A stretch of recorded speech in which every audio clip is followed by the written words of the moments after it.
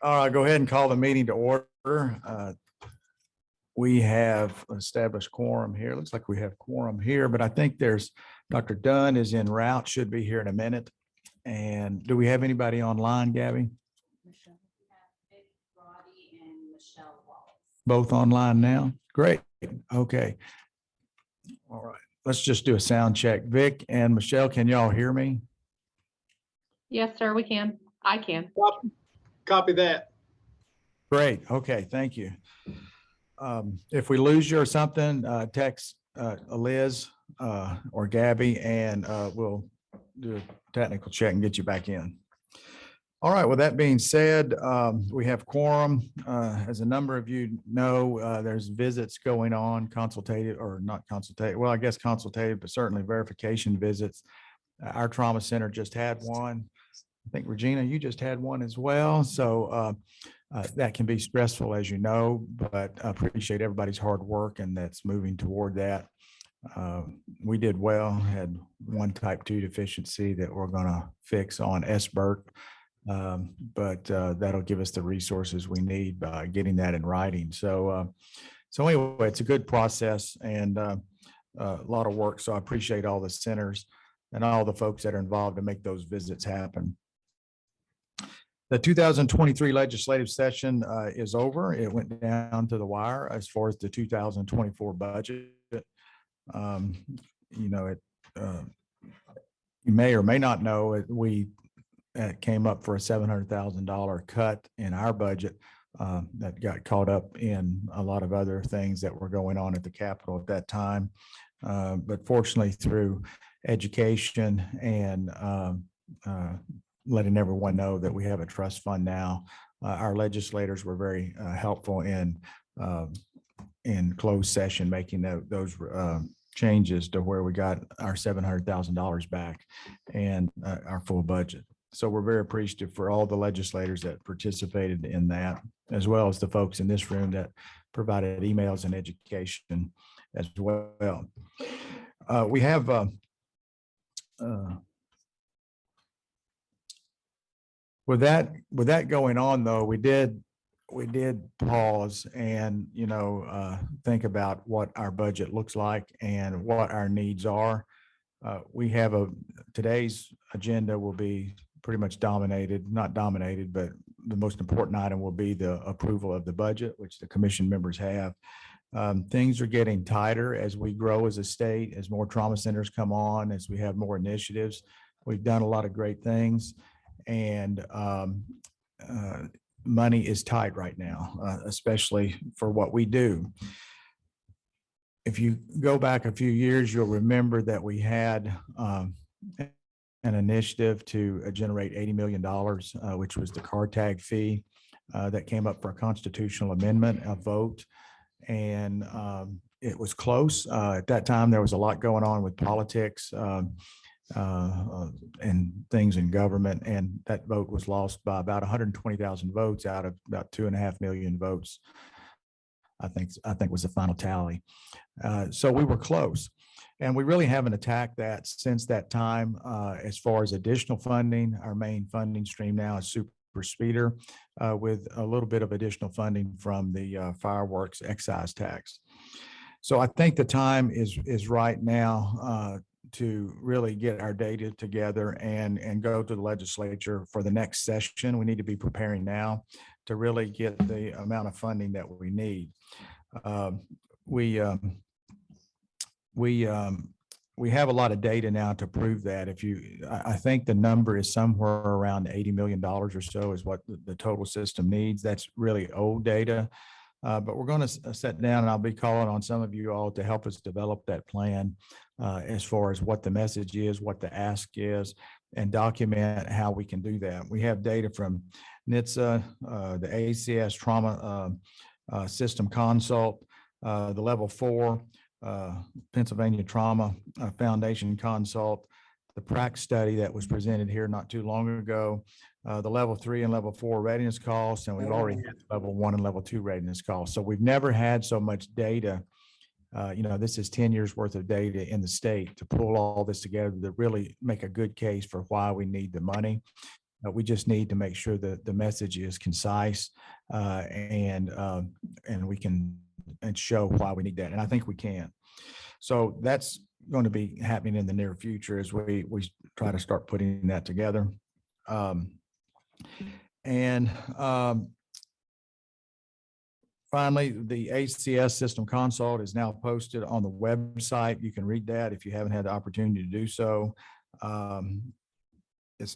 Didn't really tell us a lot that we didn't know. There wasn't a lot of surprises, but it was good to bounce all those gaps and issues or potential gaps off the experts and then let them sort of put that in the appropriate phrases to help us move forward and sort of prioritize how we need to do things. So we'll be sort of digesting that and developing some work groups on how we move forward and tackle those. We had some major successes, as you would expect from 2009, from their last visit. We had really done some nice initiatives and nice work. They were very impressed with what we had done. And Georgia has certainly gained some national recognition. When I go to national meetings, we frequently hear about the good trauma work that's going on in Georgia. However, we're not done yet, and this will be a lifetime work. There are still major gaps that we need to fix and deal with, and these are big gaps. As Liz has said many times, we've picked off the low-hanging fruit. The easy things have been done. Now we're moving into things like funding, transportation issues in rural Georgia with EMS, things that are very difficult to fix. But I'm confident with the stakeholders in this room that we can fix those things. And since I just mentioned EMS, I will go ahead and say this is EMS week, so we'd like to acknowledge our EMS colleagues, give them a pat on the back. They do a great job, and it's a dangerous job out there. If you've ever been on the road, a few times I've stopped for accidents and things, and I'm certainly appreciative of what they do. So with that being said, I think the first thing that I need to do administratively is to get the approval of the March minutes. So can I get a motion to approve the minutes? So move. Second? Pete, second. Any discussion, corrections, concerns? Okay, all those in favor, aye. Aye. Opposed? Okay, that carries. All right, Liz, I think that's all my report, and we'll now move into the executive director's report. Make sure my mic's on here. Okay. Just following along in your packet, my report is detailed there. So I, at the conclusion, happy to entertain any questions that you have, but I'll just start from the top on a couple updates. As you mentioned, Dr. Ashley will be spending some time on the FY24 budget shortly. For those of you from the trauma centers in the room, you'll recall that we did the SurveyMonkey analysis on your feedback on the PBP. So we approved the PBP quite some time ago. The only thing that will change with that are some of the meeting dates for some of the required meetings, but we're moving into a new cadence for next fiscal year. So the trauma centers will get 2 payments. And so your sort of current performance dictates your future economic viability, so to speak, because then that way we won't have to do these last minute amendments. So we look forward to that. As we know, the trauma centers will be happy to only submit 2 invoices as opposed to 4. That should be really nice. And then skip over the rest of most of that. Most of you, if you've emailed us lately, you know that we are now on our new .gov server. So the .org server will go away early August. So please make sure that you save our new contact information. The emails will be forwarded, but there will be a cutoff date for that, and you will just get a bounce back at that point. A couple of RTAC coordinator transitions. I'm really happy to say that we have filled the roles for both Region 4 and Region 9. Region 9 is very challenging. Thank you, Dr. Dunn, for all your work to help with that and get the group together. Just this short amount of time I've spent down there, there's some really passionate folks down there, and I look forward to really getting some things going. And as we know, that's an area of focus from our ACS Rural Focus Review. You'll see the Stop the Bleed, the new program that we rolled out with additional providing training and kits to additional public-based entities has been very successful, almost to the point where we got to pause and make sure that we can ensure that the training is done and the kits are delivered. And so we'll probably have to pause for a moment on opening any new application periods. And then finally, in terms of meeting dates for the future, if you'll notice, I was proud to have down there that we were already contracted for February 28th for Chateau, only to find out that Western Trauma is now over during that time. So we are going to have to make a little bit of pivot. We're working with Chateau to come up with additional dates in February that do not conflict with the plethora of meetings that are going on at the same time. It may be necessary. I just wanted to float this out there, and I'm certainly open to your comments and feedback. It may be necessary to actually push Chateau back to May and have the May commission meeting be combined with GQIP and just have a commission meeting in the late February timeframe. So I'm just waiting. They have a couple groups that are interested in the alternative February dates. So Dr. Todd and I think have been texting probably for a good week, almost every day about this, to try to figure out what could potentially work. So, so look out for an email on that, because I will make sure that it's that it works for everybody before we redo the contract. The only problem with May is that's actually peak season for Chateau, so it's quite possible the costs could go up if we have to do that time frame. So, so we just have to be mindful of that. It is, and this would be the commission meeting is normally on the third Thursday. So this would probably be like that Monday, Tuesday, Wednesday. Monday, Tuesday, and Wednesday is always a little bit less expensive than doing like a Wednesday, Thursday, Friday. So, so that's kind of what we're looking at, is the Monday, Tuesday, Wednesday of the third week that it would normally occur on. So.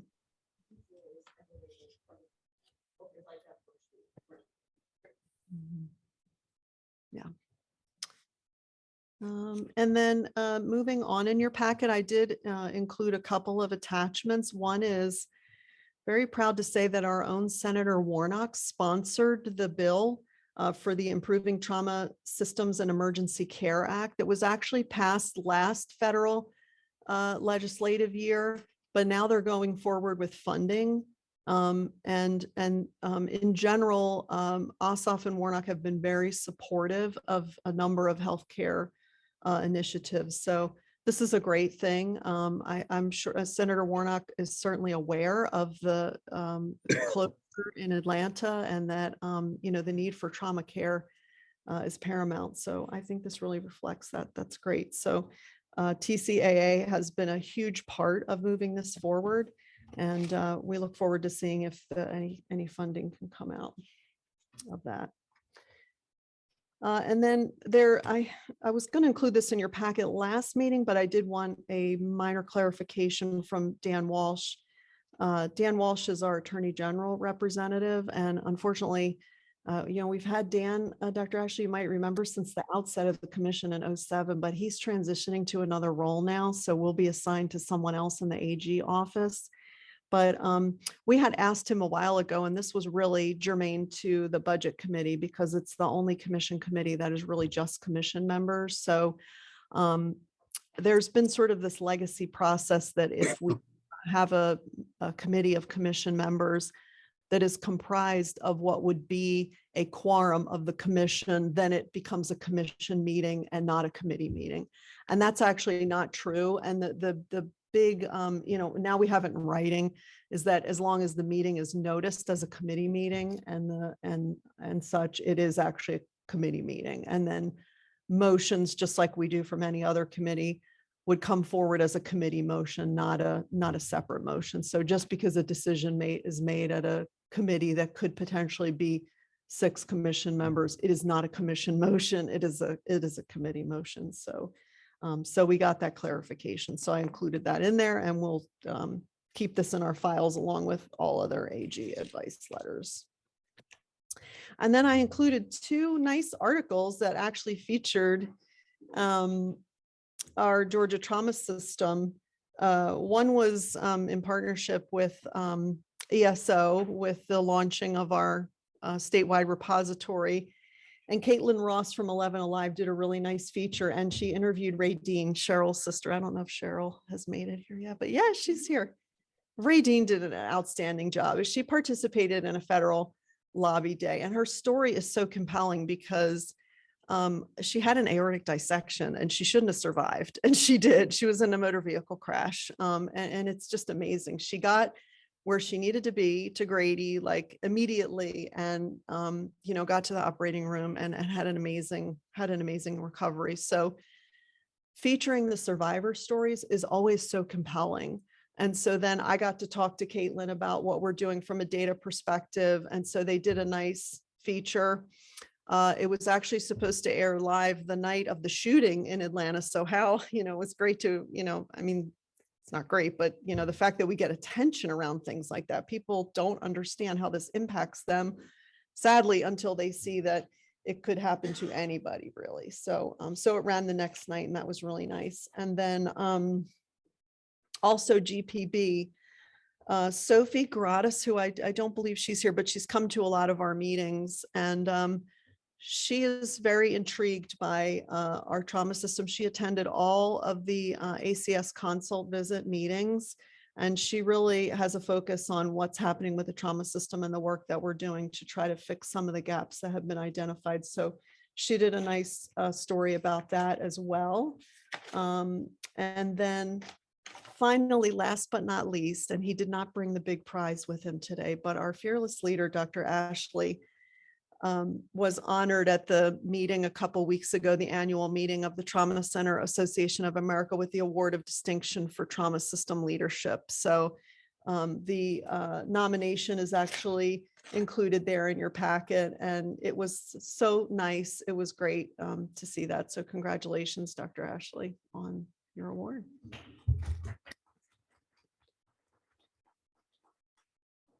You couldn't carry it. It was so heavy. Was that it? You had to get a U-Haul truck to have it behind you. That's what it was. But I would say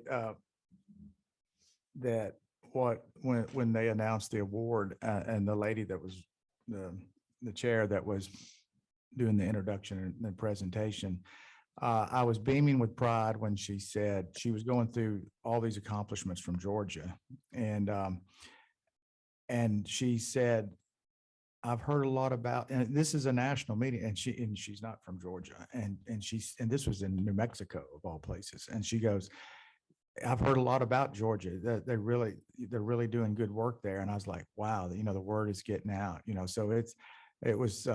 I thought they were going to let me make a speech, and they didn't. It's just like hurry up, a Kodak moment, and sit down, but. I wanted to really acknowledge all the stakeholders, because a lot of the things that she mentioned in that address was the things that we've accomplished together. So anyway, the word is out about Georgia. So thank you very much. It makes me very proud to be a part of the team. It's great, all the stuff that we do at TCAA too, because you and I are working with Dr. Fakhri and TCAA on propagating the readiness costs methodology with a couple pilot centers. I don't know if you want to mention anything about that too. That's exciting. Yeah, I think that's important. So the TCAA, they've seen our work on level 1 and level 2 trauma centers on the cost of readiness, and they've seen our work on level 3s and level 4s now most recently, and they've been so impressed with that they've done a beta, I guess I'd call it a beta test site, where they pulled in, they've asked Liz and I and Jessica Story is also a part of the team, who works with the financial team for us, for the commission. But they've asked, how did you do your survey? So we've given them the survey that was done for the 1s and 2s. They've taken it. We've sort of taught them how we filled it out and how you read it. And they've taken that now to about 5 or 6 different trauma centers across the country, with all different, from all the way up north, south, east, west, just to see how that would look nationally. And we just completed that project. It's all anonymous. In other words, it's aggregated data, so nobody can know exactly which center had what financial data. And we've learned some things from that. So now the goal is for TCAA to open this up to really a national study with maybe 20 or 30 centers, which would give it real statistical power, and try to do a national study, which then could really tell you what the cost of trauma centers are across the country in different regions. And then also take that to Medicare for appropriate, because Medicare has asked, what is the cost? And nobody's been able to really give them that number. So, that all started here in Georgia. So we should be very proud that, when we're on these calls that people, Georgia's getting a lot of recognition. So I want you all to know that was all that hard work has paid off, not just for us, but for other states that are trying to do the same thing. Yeah, I've working with so many different people that have reached out trying to replicate. And the great thing is that it's all public because all of it's published. So all of our tools are out there. So I see a toolkit coming in the future. That was the big buzzword, wasn't it? Toolkit at Toolkit. TCAA. Put it So in we your need toolkit. we need a readiness toolkit. Finance toolkit. And I think even though it's not 100% completed, I think it's important to also mention when we were at the meeting that the preliminary data appears to have validated what we have come up with for costs. So we were wondering, is it something that's specific to Georgia? But it looks like the pilot centers that have participated, correct me if I'm wrong, Liz, also are coming up with very close figures to what we came up with for each level, cost for each level too. Yeah, Which is it good. was stunningly close, even though we don't want to get too excited because the data set was a little slim small, and they yeah. want to expand it. But yeah, it was very close. And then I think the last couple things for me is that Dr. Ashley and I got to spend some time with the GHA Center for Rural Health on May 11th. We went and presented to them on some of the findings of the ACS consult specific to the rural focused review. And I think we got amazing feedback, Dr. Ashley. The group was really vocal, and we've been invited to go to their St. Simon's meeting, which incidentally occurs the week after our meeting, and talk with their board, which is a smaller group of that group. Still, it's the CEOs of the rural hospital. So it's the folks who are really close to the issues, and kind of get more feedback on some of the solutions and what their hot buttons are. I think overwhelmingly, Dr. Ashley, we heard that the interfacility transfer was a huge issue for them and just kind of getting patients out. So working with them on some of the recommendations from the ACS consult, and there's no one size fits all, and it has to work for them in order to be successful. So we need their feedback on that. I will say they were very engaged. I was a little nervous that they were just going to sit there, and Liz did a nice presentation and with some slides. And I thought, well, that's good, but we really need input from rural Georgia and from that committee. And they just opened up and talked. And so I was very impressed by the engagement. Liz, was it all across the state? There were, Yes. Rural centers all across the Yes. state? Yes, and also the GHA folks, which I had a follow-up call with them earlier this week. They advised that the board, which is the smaller group, is still comprised of a good sample from rural North Georgia as well as South Georgia. Yeah, because we want to be inclusive, right? Because the problems are different. So yeah, that's great. I look forward to that. And then lastly, just this meeting can't happen without a great team. And this is a really nice facility because it's plug and play essentially and just a couple blocks away. So we hope you guys enjoy it, and please let us know any feedback on it as we try to test the waters with alternative facilities. It's getting really hard for some of the facilities, like Gypstick is now booked 2 years in advance with the big bays that we had historically used. So we're trying to figure out what works best to rotate around. There's coffee out there from Oconee Coffee Roasters. So please, it's very bougie coffee. It's very good. And they'll be taking it away at 11:30. So make sure you sample that before then. And again, yes, to our EMS colleagues, happy EMS week. So happy that you do what you do, and not many people want to do it. So we appreciate you. Any questions?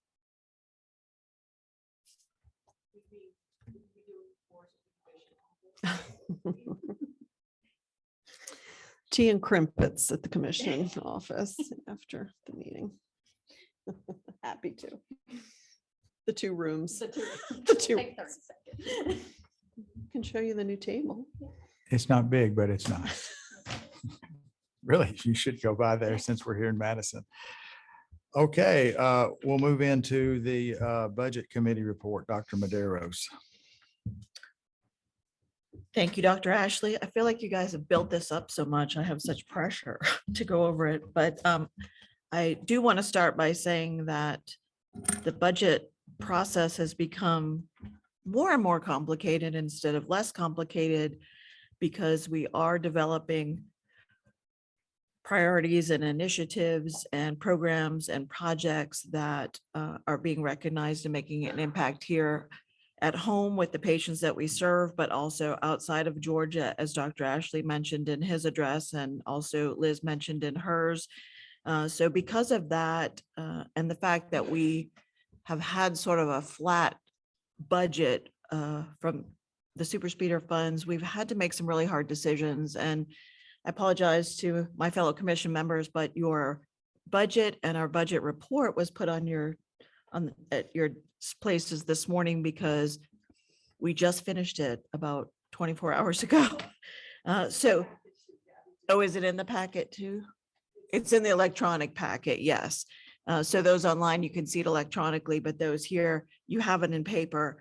So the top sheet is the detailed summary with some comments next to it to give you some background into how we made particular decisions to increase funds in some areas and move some things around in other areas. We made some assumptions based on previous year's spending, particularly the uncompensated care, because we don't have the completed report yet. And so we based our projected uncompensated care from the previous year's amounts centers will receive. So there may be some slight adjustments, but they should be fairly minor. What I'd like to draw your attention to is the pages that are by department, which is the green. It says GTF FY 2024 proposed budget approved by budget committee. And the first page is the high level overview. You can see it up there on the screen as you're looking for it here in front of you. So as you know, we have a projected amount based on super speeder revenue. That's the 22,144,775. And then the large sheet that you see up there just does the major breakdowns by category. I'm not going to spend a whole lot of time on that one. And as we flip through these pages, what I'd like you to do is just review. The first one is commission operations. I will pause at each page for you to take a minute to look at it. You guys did receive this electronically prior to today, but I will pause in case anybody has any questions on each section of the budget as to how the funds were distributed and what the expenditures were for. And again, I will refer you to your top pages with some detailed explanation. If it's not clear in there, we can answer any questions that you have. And then when we get to the end, we will bring forth this budget for a full vote. So the first page is the commission operations. I'll give you a minute to take a look at it. And if anybody has any questions, please go ahead. Now is the time to ask.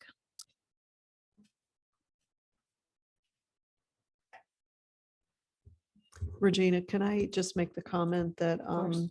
the 2 items in red, the benefits and DOAS administrative fees, those costs are not yet Firm. Yeah, we don't Mhm. have the actual yet. So those are placeholders based That's on on this page. the prior year.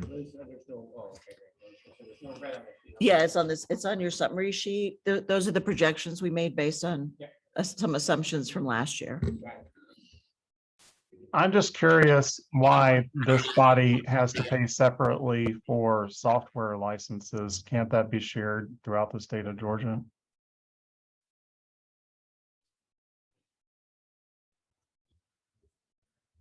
Could you, when you, from the audience, if you'll just please say where you're from, who you are, where you're from? This is Dr. Vox, Rehab Committee. I'm Okay. curious about just the mechanics of why this individual body has to pay for software licenses, given its position in relation to Georgia. Wouldn't that be shared throughout the government?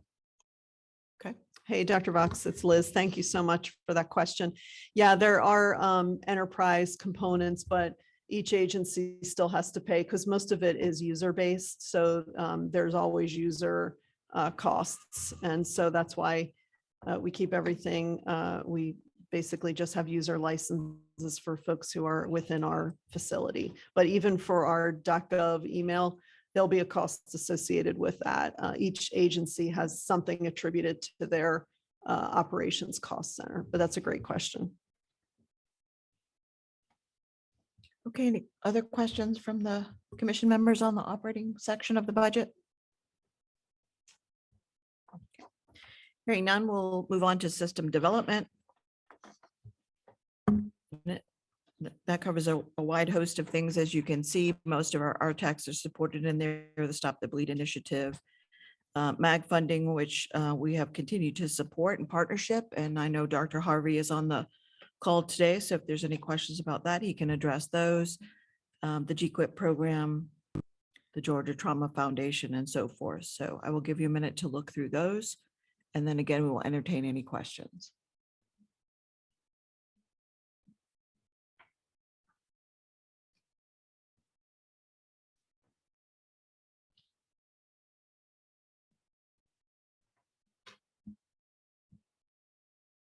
Do we have any questions regarding the system development section of the budget? For mine, this is Ford Vox again, Rehab Committee, the Medical Association of Georgia payment. What is that for?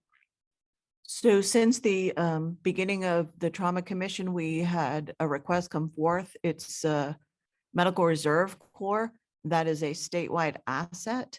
And we partnered with them to provide resources and support in the event of disasters. They were very, very active during COVID and the COVID response.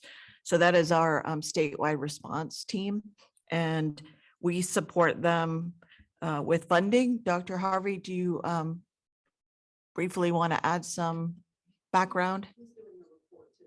Oh, he is doing a report today. Okay, I didn't realize that. Okay. So more to come. Thank you, Dr. Medeiros, for the recognition. And I do have a report today that'll detail the activities of just the past year. But as you said, we have responded in multiple states, either weather related or the infectious disasters, and continue to be available to assist on a statewide response level. They've also done a lot of education on Stop the Bleed throughout the state as well.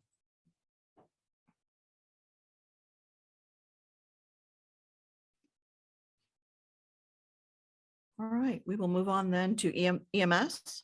And I know Courtney has a report today as well outlining their budget proposal, and they are so ahead of the game. They beat us to their budget proposals. So I was excited about that. Any questions about the EMS portion?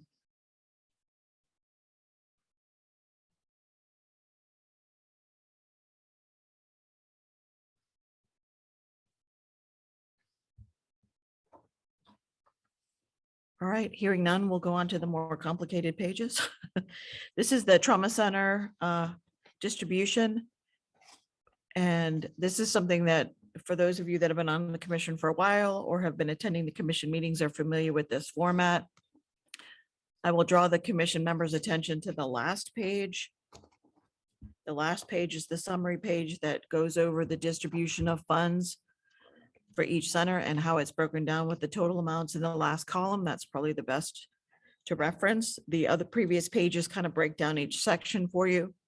One thing I do want to draw your attention to is we debated long and hard about this, whether this was the right decision to do at this time, or whether we wanted to wait until we were able to receive some additional funding, because funding is very, very tight to support our initiatives. But we felt it important to recognize and support those centers who have been actively participating in the system for quite some time and were not receiving contractual funds. And so we have elected to include those centers in this year's funding distribution for the commission members. And I believe online it's a little harder to see, but those centers are bolded, so you know which ones they are. The level 2 centers are ACS verified per the requirement. And the amount that they will be receiving is not the full distribution of funds, but readiness and registry costs. So they will not participate in the uncompensated care portion. We just didn't have enough money to do that. But we will be providing them readiness and registry funds. You can see what that amount will be there. And we want to recognize and thank them for their continued participation and active participation despite not receiving funds like some of the other centers. So they will be contracted with the Trauma Commission and subject to performance-based pay like the other centers. So they will be in the same funding scheme. And I think we can see how much it's costing to do that, and hopefully will help us in our pursuits for additional funds, because it is, in order to do that, we did have to decrease the funds other centers are receiving. Regina, I should have asked this at the budget subcommittee meetings that we had, but are there centers currently ACS verified in the state that are not receiving funding? Well, yeah, so that they're on here. So They're on- currently, so- yes. So everyone that's ACS verified is on this list in some way, shape or form. So the level 2s that you see listed there are both ACS verified centers that were not receiving funding prior. That's correct.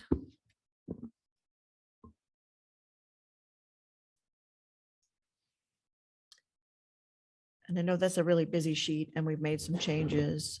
So I entertain any questions any of the commission members have or anybody online about that. Yes.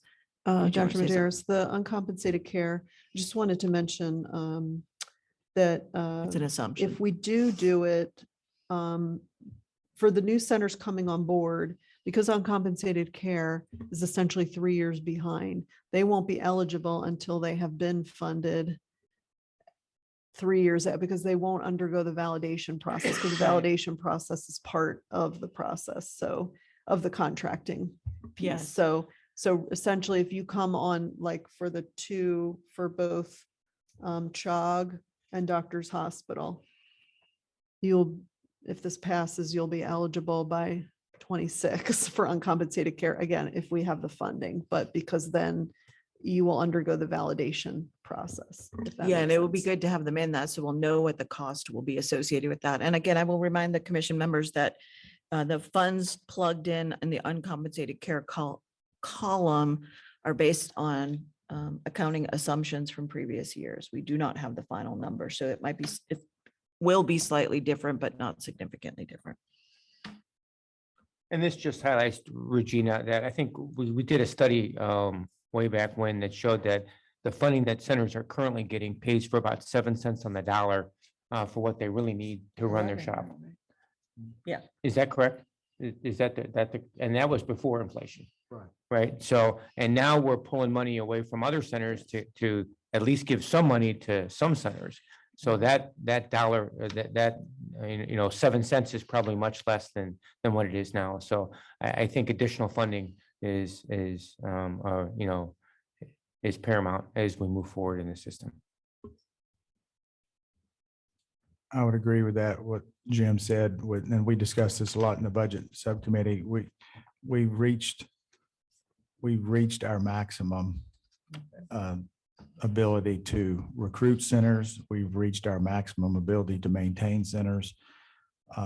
These other centers that had gone through the process and were not being funded at all now we've at least, if this passes, the budget committee's thought was at least try to help them in some way, but then the other trauma centers, their piece of pie got smaller. So everybody is going to feel this a little bit. And so I think the budget subcommittees, this was my takeaway from it. Anybody speak up if I'm misinterpreting our meetings, was that we're trying to be good stewards. We're trying to reward everyone as best we can. We just don't have enough money. And, it's a common theme around the world right now, but we don't. And this is the perfect time, to show that we've been good stewards of the money with our partners at OMS&T and with the commission. We've been able to recruit centers to come into the system. You think about it, you telling the legislators, we got people to come into the system with no funding. I mean, that's pretty good. But that, we've maxed out our goodwill and that we have to get more funding to recruit, and we have to have more funding to maintain. And I think that was sort of the message and why it's critical between now and the next session that we go with a unified voice and not just to ask for money. We have to document and show how we spend it, why it would impact. And this is a perfect example that will go into the packet of why it's critical that we increase our funding. So if I'm not summing up the budget committee, anybody jump in. The other thing we did mention too, it'd be very difficult to expand any initiatives or projects during this fiscal year because the money's so tight, which is unfortunate because there's some good projects that I know people want to move forward with, but it's going to be very hard to do that. So. This is Board Vox Rehab Committee again. Do we have any current prospects for bipartisan support for other types of funding sources? I mean, I'm sure there's a list of what's been done and tried in the past, and obviously whether state trauma systems are relying on a viable forms of taxes and fees and so forth, insurance add-ons and that type of thing. Kind of what's in our bucket of our top 3 prospects. That's a great question, Dr. Vox.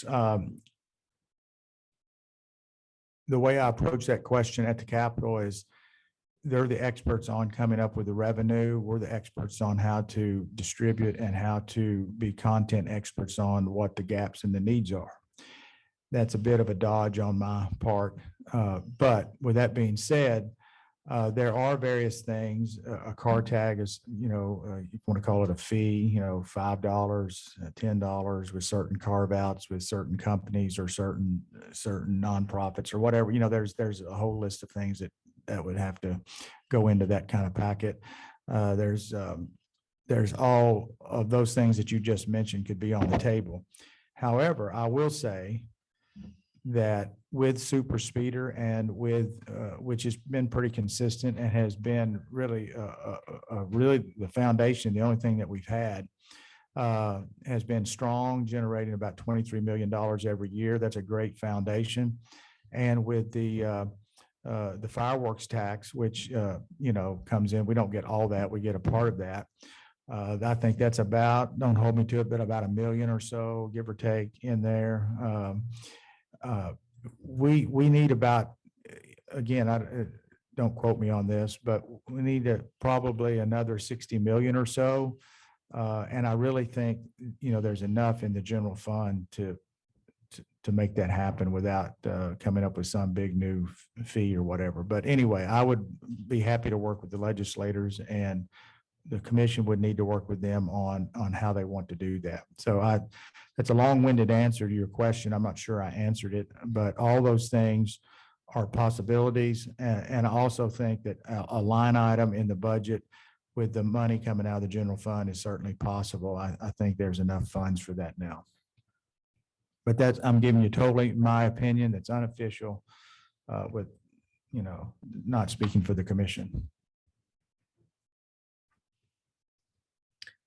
Okay, then on behalf of the Budget Subcommittee, I would like to bring forth this proposed budget for consideration by the full commission.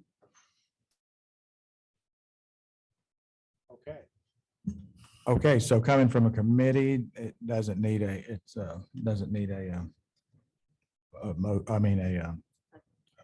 first or second, whatever. Yeah. Blanking here. I need more coffee. Okay, so it's open for discussion to all the commission members.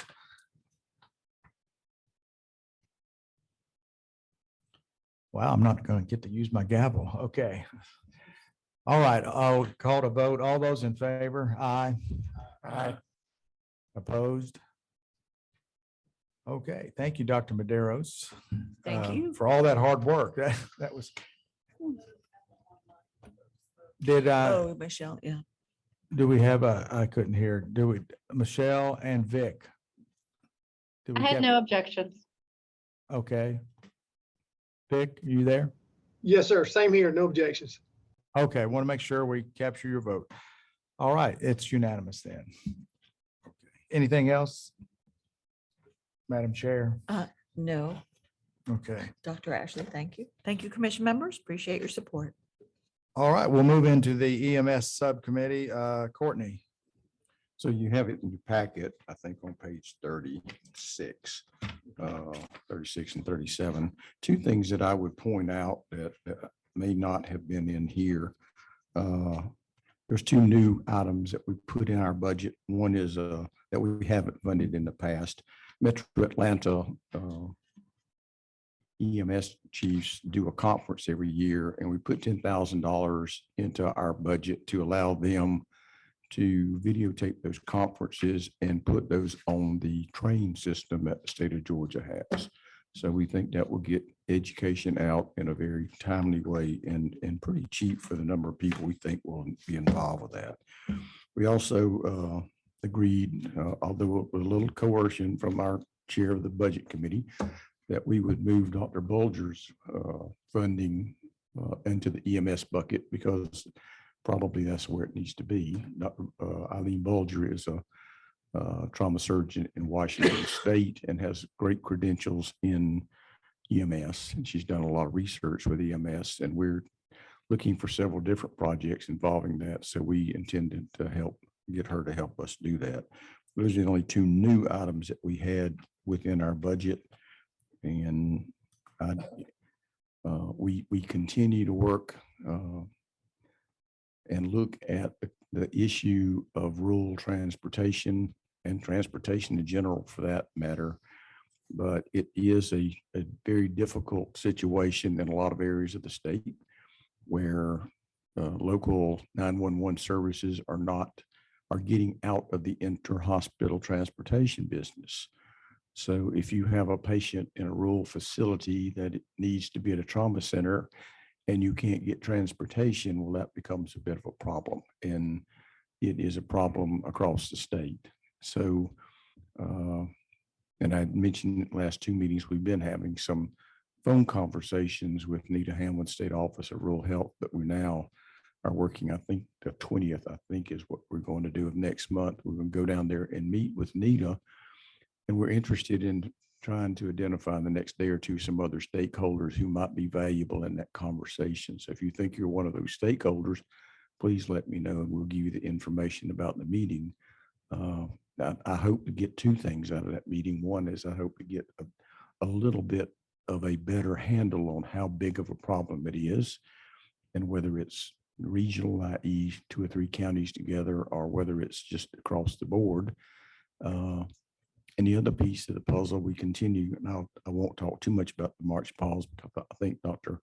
Patterson's going to bring that up in his talk, but we're trying to figure out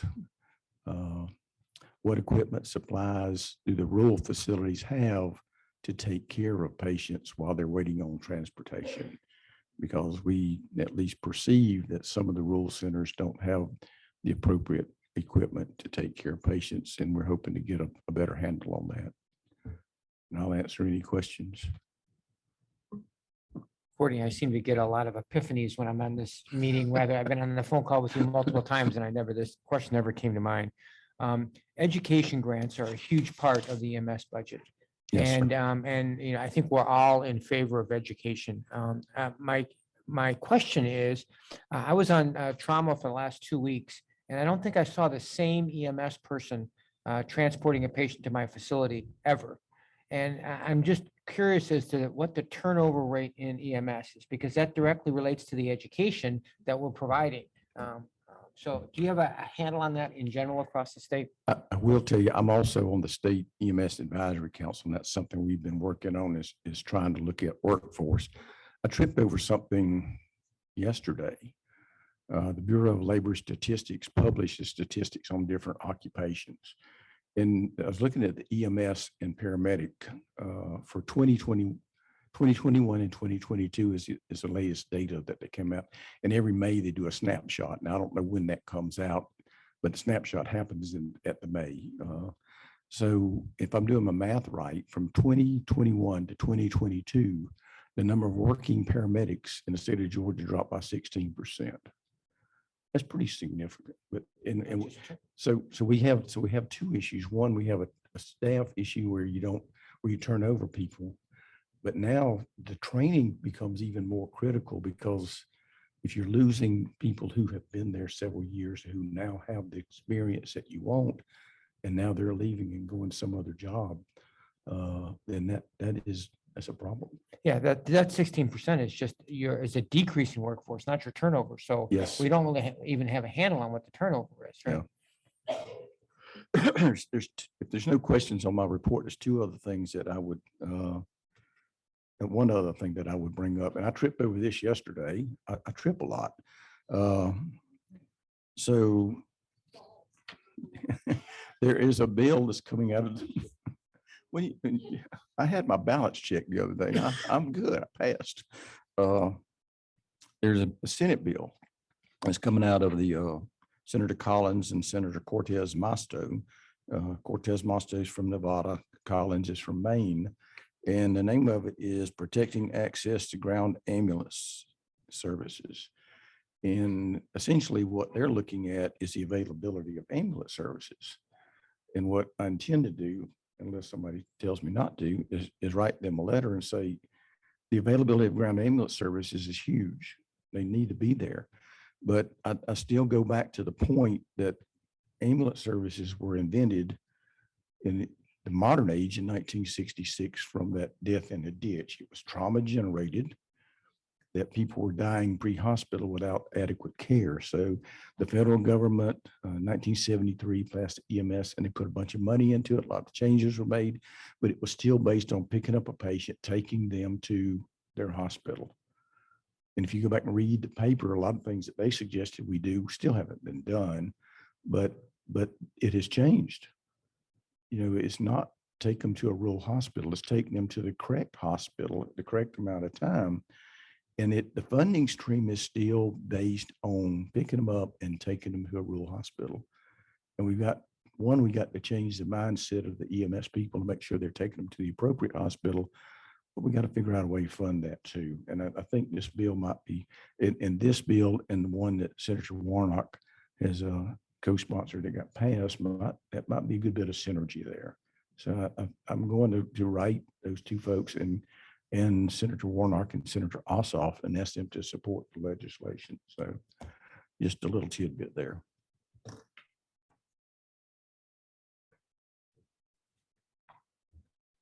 Okay, any questions for Courtney?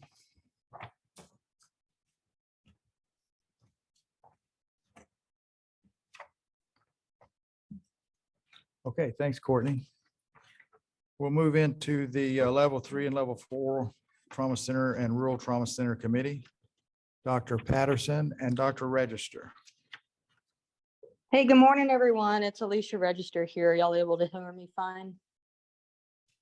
Yes. Hey, Alicia, we can hear you just fine. Go ahead. Great, good morning. So I'm going to present on behalf of the level 3-4 subcommittee today. So the first thing we want to bring up is the rural ACS focus visit.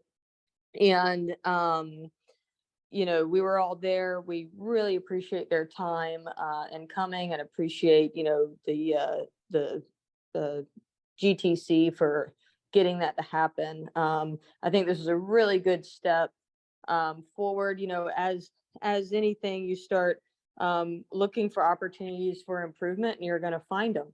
So our plan is to meet as a focus group in the coming weeks to go over both the rural ACS report as well as the Pennsylvania Trauma Systems Foundation report for our level 4 colleagues, and kind of combine, see what are the common themes, what is you know, the lowest hanging fruit, and what are our short and long-term goals to address these main issues in their report. So so more to come on that in the near future. The second thing that I wanted to bring up was the mentorship group. So one of the main themes coming from those reports, both the Pennsylvania group and the national group, was a mentorship program for the lower level centers, the 3 and 4s. And so there's kind of 2 layers to this. There's one almost kind of like a big brother type mentorship between the higher level centers where you typically transfer your patients to, and then those rural centers. So how can we work better together to get the care those patients need as soon as possible? But then also from a trauma program manager standpoint, the job descriptions and the day-to-day tasks of a level 3-4 trauma program manager look a lot different than a level 1 and 2 trauma program manager.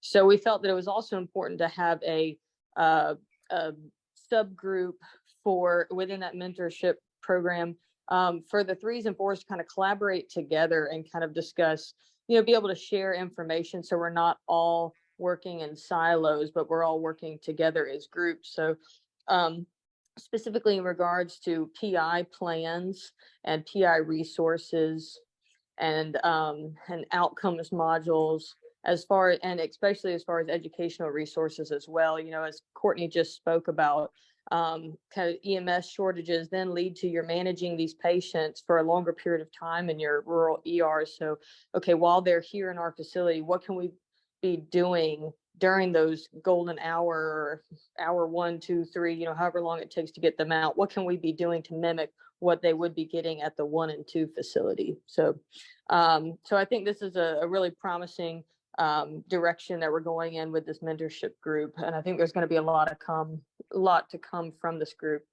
The third thing, and Courtney had already mentioned this as well, is March Pause. So we have a meeting, I think June 2nd, if I'm not mistaken, a virtual meeting to kind of go through, where are we, finalize some plans for the first pilot course. I think the biggest challenge has been getting the equipment, and then also wanting to make sure that what we are teaching in March Pause also correlates with like current practice, like best practice guidelines, and making sure that we are teaching the same thing that is also being taught in other programs, so we don't contradict any other type of educational programs that may be out there as well. So we are close, I think, to being able to do the first pilot course, and I'm excited for that. We just have to kind of dot our I's and cross our T's before we roll it out.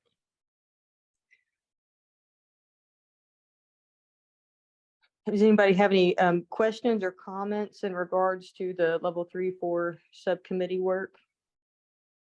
Dr. Register, this is Dennis Ashley. I had a question. You talked about the first course, March Pause. Where do you have a center identified, or where's that going to be? Just a follow-up question. We're planning for Emmanuel in Swainsboro. So that's where we had talked about doing that first, and then Cordial next, and then Thomasville after that. That way, they're kind of each of us, Courtney's at Emmanuel, I'm in Cordial, Greg Patterson is down in Thomasville. So it'll kind of be friendly audiences to give honest feedback on how can we make this the best course possible before we roll it out to unfamiliar audiences. That sounds great. When do you think that first one at Emmanuel might happen? I think we're hoping to do it before the end of the summer. We're meeting early June, a virtual call to just kind of reestablish where are we, making sure again that we're following best practice guidelines set out by other courses, and that we should have all the equipment by now, but I think Courtney would know more the answer to that than I would. So, but we would like to be able to do this first course before the end of the summer. And that way we'll have something to talk about at the St. Simon's meeting. So then we're meeting in Savannah. The Savannah, excuse me. I'm sorry, I'm looking at Liz here, but when are we meeting in Savannah? Is it August, I believe? It's August. So maybe we might have some data then. Is that, I guess this is a question for Courtney and for Alicia. Might we have data then on that course? That'd be exciting for the August meeting, sort of our. Data might be a kind word for what you'll have. maybe a report. I maybe- think we'll maybe- have. I think Maybe we'll- just a general yeah, report. We will have had, we will have had that first class is the intent right now. The equipment is in. We spent some time validating some of the equipment to make sure that it would be acceptable. But the equipment's in, and it's kind of like peeling an onion. Every time you think you got it peeled, there's another layer there. So we're focusing right at the moment on looking at the training piece of it. Exactly how we go about that and make sure that it doesn't, like Dr. Register said, it doesn't differ from the TNCC and the PHTLS, which are standard courses out there. And the other piece that I'm trying to work through, and that's, EMS people call them protocols. And sometimes hospitals get frustrated and don't like protocols, cookbook medicine, whatever. But I think it's important that we have something for the rural centers like that. It's call it an algorithm, call it a protocol, call it whatever, but there's a standard way to take care of things. If you got somebody with blunt trauma and you can't see blood, but their pulse rate's 140 and they're pale and clammy, then they're in shock. I read a thing a week or two ago from a physician who was losing blood post-surgery, and he'd gone home, come back. Well, his pulse rate was normal because he was taking a beta blocker, and the ER physician missed it. The nurses missed it. He dang near bleed to death. He was a physician, and he lost enough blood that it affected his body to the point he couldn't work him. So to me, the one of, if nothing else, the key is to make sure that when they leave there, they know how to properly assess patients, and then have bang, bang, bang, this is what you do. Because there's only certain amounts of things you can do in a level 4 center particularly. And if we can identify those things, give them the equipment, training, and supplies to make it happen, then I think, and this is a huge, huge deal. If we can get EMS and the hospital folks on the same page, so that they're colleagues instead of enemies, that their focus is the same, that would be just huge. If we could just do that. So I do appreciate Dr. Register and Dr. Patterson, their work. But we hope to have that course done. So in August, we can tell you the good parts and the bad parts. And then the goal is, as we do it in Swainsboro, then we will move down to Cordele in shortfalls that we find with the Emmanuel County course. We will have a mid-course correction very quickly and do that course. And then by the time we get through with Dr. Patterson's course at Archbald, then I think we should be ready for prime time, so to speak. I think that's great. And so I guess data is probably the wrong word, more of an update. Yes. And I'd love to see sort of how it went, just some information on what you taught, how it went, what the people thought, just educate the commission on sort of what you're doing. I understand it, but, getting down into the weeds, like some of the things you just talked about, would be really fun to hear, especially, how things went. So I think it's very exciting. All right. Thank you. Okay, Dr. Register, any other comments? I think that is the highlights from what I was going to present. Okay, any questions for Dr. Register from the other commission members? Okay, thank you, Alicia. We appreciate it. Thank you. Y'all have a great day. All right. Okay, we'll move into the Georgia Committee for Trauma Excellence Report. Lynn Grant. Good morning, everyone. So our registry subcommittee, they've been very busy. As you can see, the rehab committee, which is a new committee, they did a data request for names of the rehab facilities and skilled nursing facilities that received our trauma patients in order to get more information on where these patients are going. And I'm sure Dr. Voss will probably have more information on that during his report. One big thing that we're very pleased with, the 2023 data dictionary has been completed and updated and released to all the trauma centers. And they're also keeping a change log to update all the changes that happen throughout the year. And they already have plans to start working on the 2024 dictionary as soon as the ACS releases their preliminary dictionary to the vendors. They'll go ahead and get started on that as well. And one big thing that we've been waiting on for a while is updating to using the AIS 2015 injury coding. That will start January 1st of 2025. So that transition planning is already started now with providing the AIS updated courses to the registrars with emphasis for the level 3 and 4 centers to start that hopefully this year, and will be this year because we got funding for that from y'all. So thank you very much on that. So we're excited about getting that finally in the works. Our PI subcommittee, we do have a new chair, Ms. Karen Hust from Piedmont Walton. Their main focus is to look at time to the definitive care. They're going to look at the 3 and 4 transfer outs, looking at time of the patient arrived, time to decision to transfer, and then the time that the actual patient leaves, to try to look to see where the gaps are. So very interested to see what comes out of that. And they actually are having a meeting today to discuss that more. And as always, our injury prevention subcommittee is very busy. Last month was Child Abuse Prevention Month. They had a great webinar with Dr. Head, rave reviews. It was very good. Our bingo size continues to be very successful. And as you know, this is Stop the Bleed month, and today's the National Stop the Bleed Day. And they're having 4 webinars today on Stop the Bleed. And they'd also like to encourage everyone, all the trauma centers, to participate in the Georgia Stay Safe initiative. That week is the 3rd week of June. They want all trauma centers to participate, share the social media content to try to get that out to the public. And that was it. Any questions? Sounds like a lot, Lynn. Great Yeah. work. Any questions for Lynn? Okay, well, tell all the coordinators and registrars, we appreciate them. They're really the foundation of what we do. And after going through multiple site visits, the PI projects internally that we have, we couldn't do without them. So we appreciate them at the state level as well. Thank you. Okay, and the last report before we go to break will be Rehabilitation Committee, Dr. Vox. Go ahead.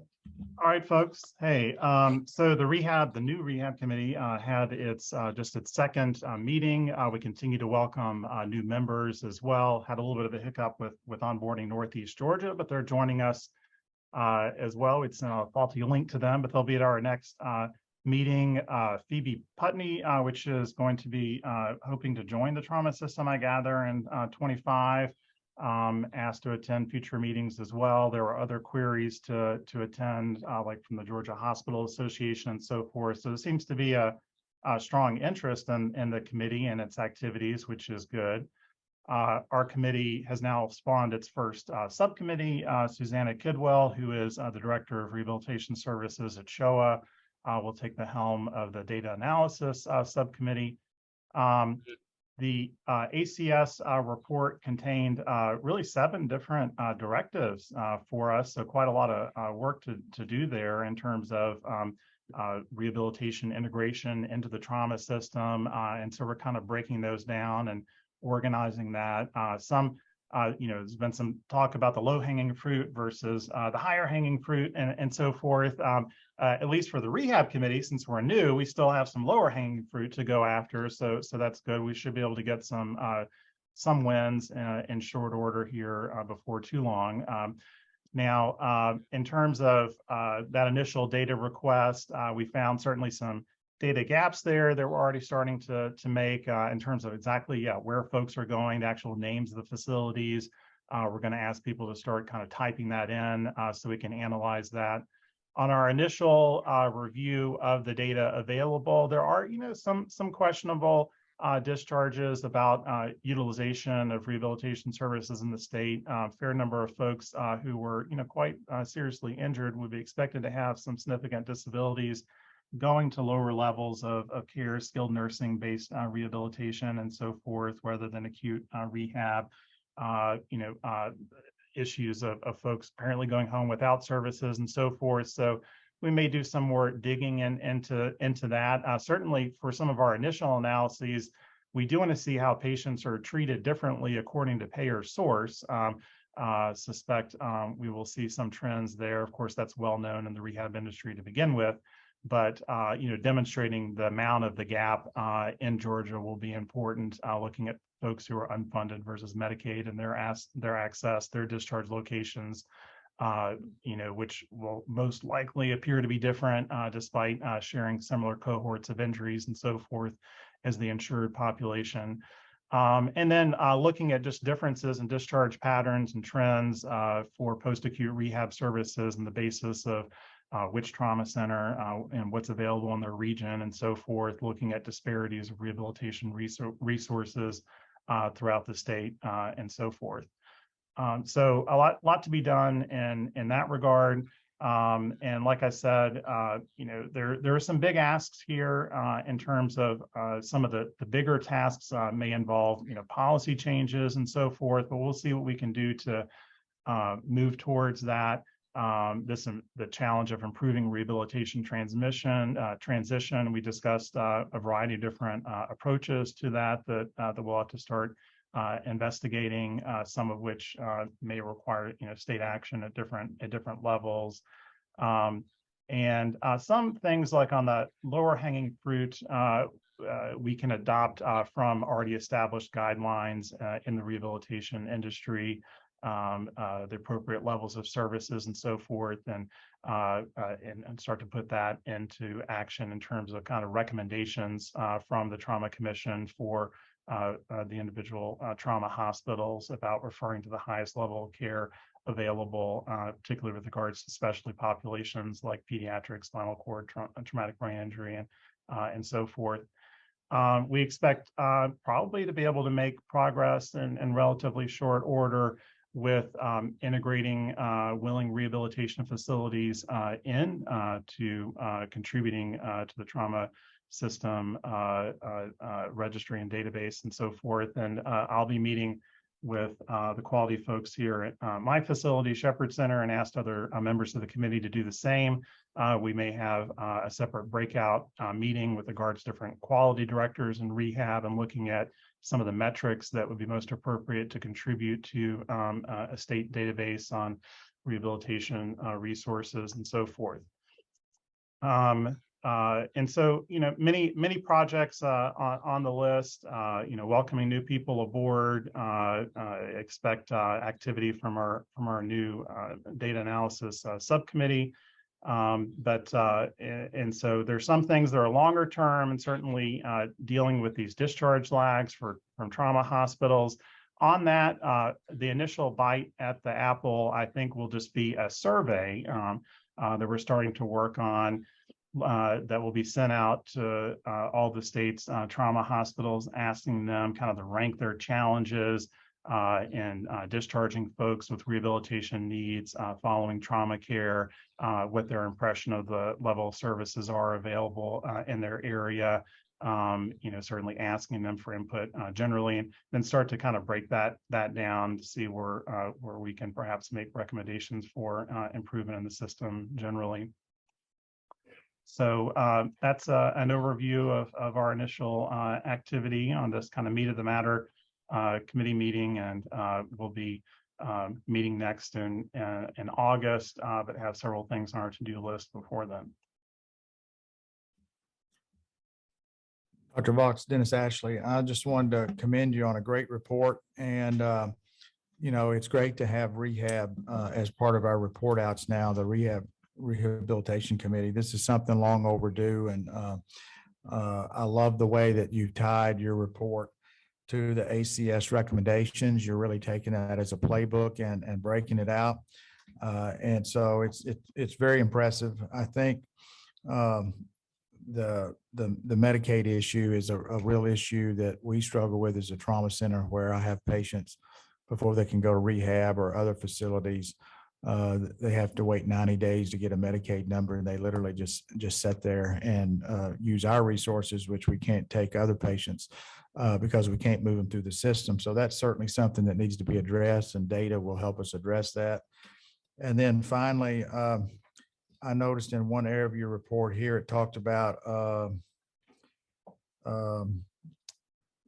are there doing a survey or finding out how many people go to SNFs or discharged home. In other words, do we have enough resources? I would say we probably don't, just based on my own TQIP report for my center. Discharge a lot of critically ill patients, TBI and SCI home. That I'm above average for doing that compared to other centers across the country, and we send fewer patients to rehab compared to other places across the country. So I think that's because of resources. Maybe some of that has to do with funding, some of that has to do with resources. So looking at people's TQIP reports, looking at our state collaborative report, that might help you as well. So I think there's just a lot of great information here and a lot of great work to do. So congratulations on getting started. Thank you. Dr. Fox, yeah, this is Jim Dunn. I'm from a level 1 center in Savannah, and I can echo Dr. Ashley's comments. I think this is having rehab part of the commission is huge, and it was a huge hole for a very long time. So I'm really, really excited about what you've done even so far. The types of questions you're asking are spot on, and what we need is data. I think it was interesting to note a comment that you made that I hadn't thought of before, that because I'm from a level 1 center, generally we know which patients need rehab and which patients don't. Our problem is not making the right referral. It's resources. It's the patient doesn't have funding. And so even though they're a quadriplegic, they're going home because they can't afford or don't have the resources to go to an inpatient spinal cord rehab. Same with TBI. But I never considered that even at some of the smaller centers, maybe they don't know what the requirements are to get into, the moderate TBI or mild TBI patient who would benefit from a rehab center. That data will be paramount. That'll be very interesting to see what your survey shows on that regard as well. But thank you so much for your report and for your involvement in the commission. I think it's going to pay dividends in the future. Thank you, and thanks for the feedback. Great. Okay, any other questions for Dr. Box? Okay, that brings us to our break. We will take a 15-minute break and reconvene at 10:35. And we'll start with the Trauma Administrators Committee report with Dr. Wallace. We'll start off with the Trauma Administrators Committee. Dr. Wallace, are you there, Michelle? Yes, sir, I am. Okay, floor is yours. Great, thank you. So we had our meeting at Chateau Alon, and then we had a follow-up meeting in April. Had lots of discussion about diversion and trauma status. We had a subcommittee. If you remember, we had tried dividing into subcommittees last spring, fall, and quite frankly, there just really isn't enough activity to have a subcommittee. So I've decided that I would help facilitate the work group, and we have our first work group meeting on next Thursday, the 1st, where we are going to focus on trauma center operations and diversion. And then that will roll into what could look like the regional communication and plan, which for those that have read the statewide assessments by ACS, both 5.3.2 and 5.3.3 have conversation about that and some expectations or potential expectations around work that should happen. And that those two items in particular align, particularly 3.3 align with what the administrators group was already working on. I think within that, so those two are really going to combine. The work group and the communication plan will all happen together. There was mentioned multiple times throughout the report, the RMOC and the relationship or the potential with the GCC and the work that is done there. That's not something that the administrators group will own, but will work in conjunction with other parties to help facilitate that, which then also tied into, I believe, section 11. I don't have my notes right in front of me. I think section 11 with disaster planning for the state level. Again, the administrators group will not own that. That's not our book of business, but we are a strong partner with whoever decides to facilitate that work. We will own the diversion and trauma status and communication plan. I think the other big thing to note, the finance work group, we cannot seem to find folks that are willing to chair. I have multiple people that are willing to facilitate and help, but nobody is willing to be the complete owner of that. So need to do some conversation, have some work there. I believe there was an email that came out that there may be, I think actually Dr. Ashley, maybe your CMO might be willing to do that. But we've got plenty of folks that are willing to work, just not willing to take the responsibility of owning. And I think just the pressure of administration and the work that people are already doing in their hospitals day to day, I think is precluding folks from wanting to own that completely. So more conversation on the finance work group. I think the one item that is not included on my notes that I didn't include but have thought about, and I think we will need to either just discuss probably at the administrator's level and how we can support the program, is on the repatriation. So that was in the statewide report. We do not do that in Georgia, and I will tell you from the larger tertiary quaternary centers that are receiving patients, if we were able to set up a process for patients to go back to their home sites once they meet the capability of the home site hospital. And I know that that does not happen well at all. Only from my own shop, I know that does not happen well, and we will keep patients forever. But also from a patient perspective, being back at your home and having your families not have to travel and be able to facilitate into your own community environment the support that you need would probably be an added advantage. And I saw that they spelled that out a little bit. The ACS did in the system report. So while not something that I'm adding as a project or activity now, I will be bringing it to our next committee meeting, which is in July, I think July 24th, before our August meeting. So that is the update from the administrators group. Any questions? Okay, thank you, Michelle. Any questions from the commission members? Okay, thanks, Michelle. We appreciate it.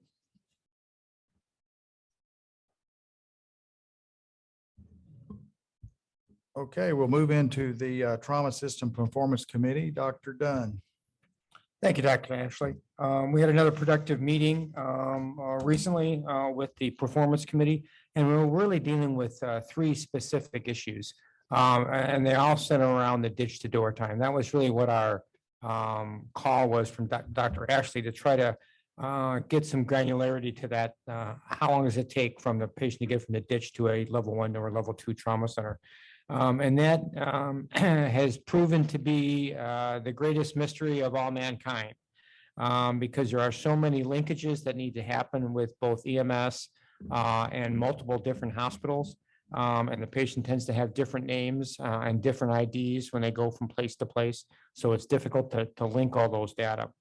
Recently, or not recently, within the last couple of years, Office of EMS and T has transitioned their data set to match their EMS data set, which is called ImageTrend. So they're trying to put all their data into ImageTrend, both now the hospital data. They had all the EMS data in ImageTrend. Now they're trying to put the hospital data in. That conversion is almost complete. And so once they're just finishing that up now, and then they are in the process of learning how to pull that data out to be able to run reports. Hopefully, the hope is that the data that we need from all the EMS agencies will be in there. The biggest blind spot for us is the ditch to the first hospital transport time, and what happens in that, that no one can seem to get that data. The trauma registers at the level 1 trauma center, level 2 trauma centers are good at reaching out to the EMS agency that brings them the patient from the outside hospital, but they don't have any visualization on even what rig or what company transported the patient from the ditch to the first hospital. So we're hopeful that that information is going to be an ImageTrend, and then we can then link all those patients through that system. While we're waiting for that, 2 other projects are happening parallel to that, to try to get us at least some preliminary data. The one is the armband project. This was presented almost probably 2 to 3 years ago, with the thought of is if we put every patient who has a injury or gets picked up by any EMS agency, if we put an armband on them, and then we can track that armband number throughout the system, then we can hopefully be able to link those individual records together. We're finally at the point where we're now doing a pilot study finally. I believe it's in somewhere, is it in your shop, Courtney? It's basically a level, a non-trauma center, a trauma center and one EMS agency to try to be able to, let's see if this is even possible, if we're going to get the data that we think we're going to get. The problem with this project is, one, it's sponsored by NHTSA and they will only fund motor vehicle crashes. So not all trauma patients, only motor vehicle patients. So that's going to be a problem moving forward. And two, the amount of education that has to go into setting this project up, because we have to educate every EMS personnel, every EMS agency, every fire person, every police officer, and every different hospital on where to put this data in their various records so that we can then link the records together. So it may be more trouble than it's worth, but we'll see what the pilot produces. The third project, which is hopefully going to be, we're going to have some data. I'm throwing it out there. I'm throwing the gauntlet down and I'm putting myself on a timeline by the August meeting that we will have some ditch to door data. There's a project between two level ones, Dr. Ashley Center and my center. And we're going to combine our data together and try to look at the ditch to door time. Our registrars at our two centers have been pretty good about getting all the required data that they need from each individual EMS agency.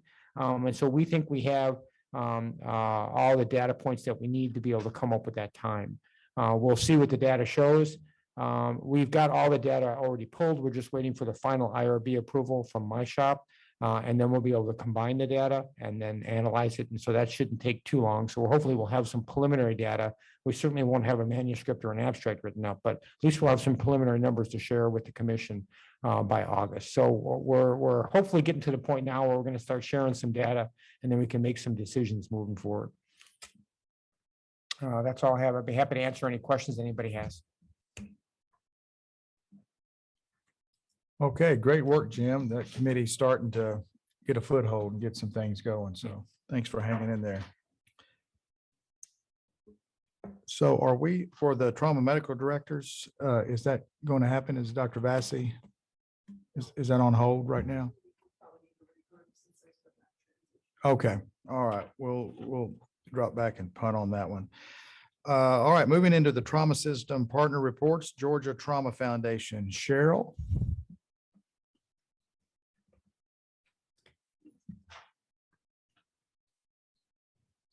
Good morning. Let's see, is that a little better? Okay. Let's see if I can see today. My report today is focusing on two ongoing projects that are designed to close some of the gaps that exist in our trauma system. And while the entire trauma system here in the state can benefit from the projects, we will be prioritizing the rural communities using these grant-funded programs. As you know, of Georgia's 159 counties, 120 are classified as rural. So to help better serve them, we partnered with SOAR, the State Office of Rural Health. Do you all have the, okay. SOAR works on a daily basis to improve healthcare in the underserved parts of the state. And what they have done is they've recognized something that you all already know, something that has also been echoed in the ACS trauma consultation final report. Some of the components of the rural trauma system are underfunded. The report indicated that many of our rural healthcare facilities are plagued by insufficient trauma education. So to help with standardizing trauma care in rural Georgia through education programs, we have pursued grant funding through SOAR. In the last year and a half, we were awarded 2 grants. The first one was $460,000. It was for the creation of a continuing education instructors database. The second one was for $1.1 million. And it is for the coordination of continuing education programs for rural providers. The total for the grants is just over $1.5 million. Now, these two projects work hand in hand.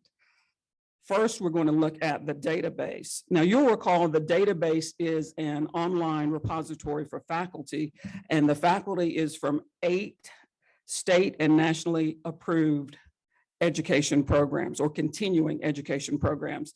Today, you'll see on your screen, we are officially revealing the directory's logo and name. So on the left side of your screen, the name SEED, spelled CEID, is an acronym for Continuing Education Instructors Database. It's even a play on words for us because this initiative will enable us to plant educational seeds. The logo shows the state of Georgia, peach in color, with a hand holding a plant growing out of a very rich soil. So this is hands supporting the educational growth of our trauma community. When SEED is used, an information card is going to be available for each person. And you'll see an example of that on the right-hand side of your screen. It's a faculty card. So when you search in the database for faculty, each person that comes up will have a card. And at the top of the card, it will show the courses that individual works with, their corresponding roles, and it will also show the expiration date for their credentials. Lower on the card, you will see the person's name, their contact information, their courses and their roles will be listed again, but the expiration date is not listed below. And you will also see their employer and the location. The official statewide rollout begins in June, and each trauma center will have access to SEED. Now, we will rely heavily on SEED as we move forward in fulfilling the next grant-funded project. And that project is coordination of continuing education programs for rural providers. And just a reminder, our mission at the foundation is to collaborate with healthcare providers and other key partners to improve the delivery of trauma care services. So in addition to partnering with SOAR, we are going to partner with GCTE on this project. Partner collaboration is the cornerstone of our track record of successful course delivery. And the way our methodology works in making the education provision a success is the foundation only provides the administrative work. Our partners, again, in this case, GCTE, will provide the instructive work. So by the end of the 4-year grant, the foundation will meet the objective of providing a minimum of 48 continuing education courses throughout the state's rural communities. The classes will be free. They're going to be held at different locations across the state. So this means that a lot of the barriers that have been encountered in the past, like class fees and travel costs, all of those things will be eliminated. So many people who have not had real access to these courses will be able to attend them. In year one, the courses that will be offered will be TNCC, ENPC, and RTTDC. The first TNCC course is scheduled for August. I said earlier that we would be relying on SEED during this project. What we will do is we'll use SEED to locate faculty that's close to the sites where the classes are being conducted. This is as opposed to how it has been in the past, where you've had a few people who are called on to do classes all across the state. In addition, completion of the courses will allow us to expand the database of faculty that is included in SEED. This work will also allow us to identify rural training sites all across the state that can continue to be used beyond the life of the grant. So we know it's going to take all of us working together to advance the trauma system. We are proud as a foundation to be working with SOAR as well as GCTE on these two grant-funded projects. Are there any questions? Cheryl, great work. That's a lot of money, which is helpful. And trauma education obviously is a huge part of what we need to accomplish here in Georgia. Just a couple questions. Okay. So the Office of Rural Health, walk me through what the foundation's responsibility is, because it sounds like now you're getting into the business of trauma education from an administrative standpoint. And I want to make sure that we don't muddy your waters, because you're very busy, and I want to keep you guys fundraising and not tied up, tracking instructors or, organizing courses, because that's kind of where we were in the past, and we wanted to try to move it more towards giving you time to raise funds, not manage the funds that have been raised. So I guess kind of where is the Trauma Foundation's responsibility with this $1.5 million? Okay.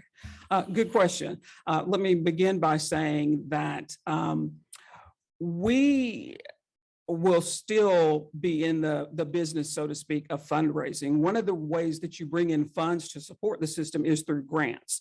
So we will be pursuing bringing in funds that way as often as we can.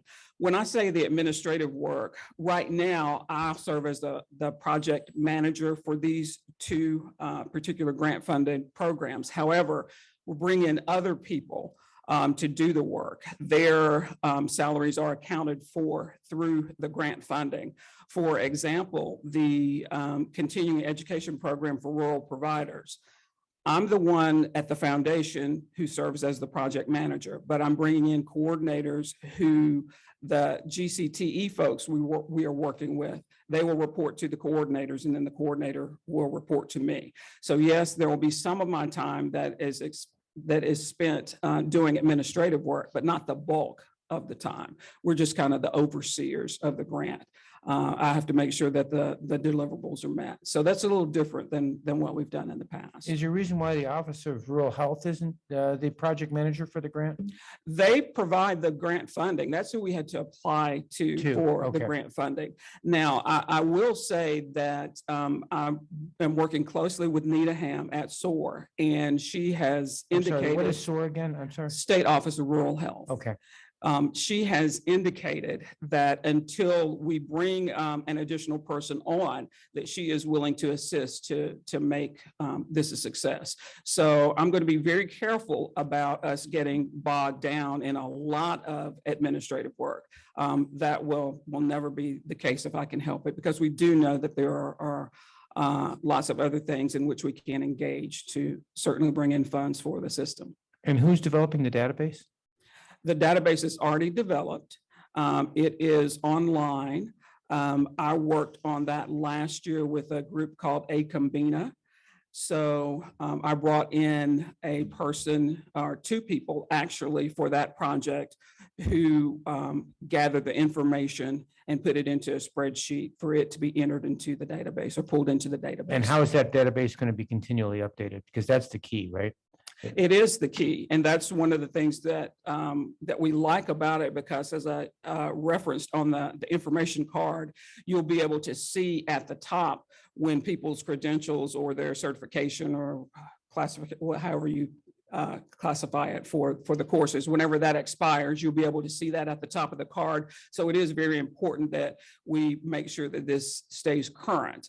That's the key to it being successful for the people who are accessing it. We bring in people to constantly update the database. We have requested for those who are included in the database to let us know if they can about when they've renewed their credentials. If not, then we have a report that's generated every month about those folks whose credentials are about to expire, and they'll get a reminder. You'll be removed from the database until we get updated information on you. And that grant then pays for that individual to be monitoring that database and updating that database, Yes, correct? all of that's covered by grant funds. And how long is that grant, that position funded for? Because once that person disappears, I can imagine the database would be out of date relatively quickly. Well, the position is initially funded, or that grant is funded for a period of 5 years.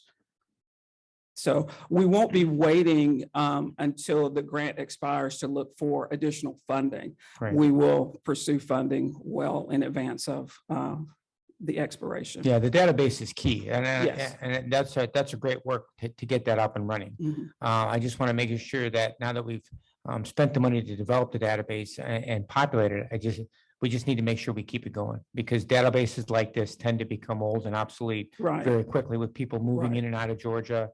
And moving from one location to another, and then there's no way to get in touch with them. You are correct, because even before we had pulled in information to populate the database, and it was ready to go at the end of the year as far as being operational. However, it wasn't rolled out yet because we were we're waiting on a few things. And between the end of the year and now, currently as of today, we've probably had 70 people whose PALs and pairs credentials have Sure. expired. Exactly. That's So, my point. you've got to make sure that you stay on top of communicating with them and finding out what their new expiration dates are, or if we need to remove them from the database. And I would imagine that all the $1.5 million from both grants are totally tied up in paying for these two projects. There's no money that then goes to the Trauma Foundation to pay for your time. Is that correct? No, any time that I spend on the project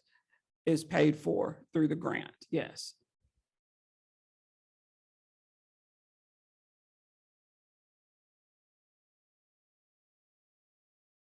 I hear no questions. Thank you, Cheryl. Thank you. Okay, we'll move into the report from Georgia Quality Improvement Program, Dr. Todd and Gina. Hello, thank you all. A couple updates just from our committee and work group.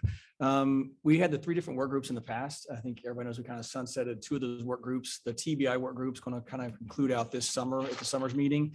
We're developing 2 new work groups. We had our virtual kind of in-between meeting call on May 16th, about 70 folks. The 2 work groups really came out loud and clear from the last was VTE prophylaxis and looking at that process measure. So we're gonna work on that. I think when we look at our TQIP report, some centers do that really well. Some centers don't do it so well. So I think we'll be able to work together, figure out how the ones that are doing well, what they do differently than the other ones. We'll also be able to use Arbormetrics when that comes to mind, really to see real time the impact that's having. So we'll hear, Gina can give us a little bit of update on Arbormetrics. The other work group that really came out loud and clear from that session was time to definitive care, which you guys were just talking about. Right. And so looking at that, and I think similarly on that, that'll be able to give us some insight, hopefully from a larger perspective, and then taking it with Arbormetrics, getting really real-time data, see, how we move those numbers and what the real barriers are. I think you guys will probably show us it's going to truly be multifactorial and probably vary by center, but there's probably some commonality, common themes, I suspect, that can help us. That's the big update on the work groups. We'll bring a 3rd work group on after the summer meeting. Next up is Arbormetrics. I'll skip past that and bring Gina up at the end to talk more about that and also about the PSO and let Gina talk about that. The last thing, just our trauma advisory committee, we continue to meet monthly. We met May 1st, really worked on the agenda for the summer meeting. And so we have the summer meetings agenda drafted out what that's going to look like, have a pretty good plan, similarly modeled off the winter meeting. The biggest difference in the summer meeting is we're going to kind of flip it. Have most of the meeting in the morning, and the afternoon will be a closed session. So for the first time, and I guess sometime, we'll make that afternoon session closed. We'll really go through the TQIP collaborative report with the members. And then we've already had several centers from 1s, 2s, 3s, and 4s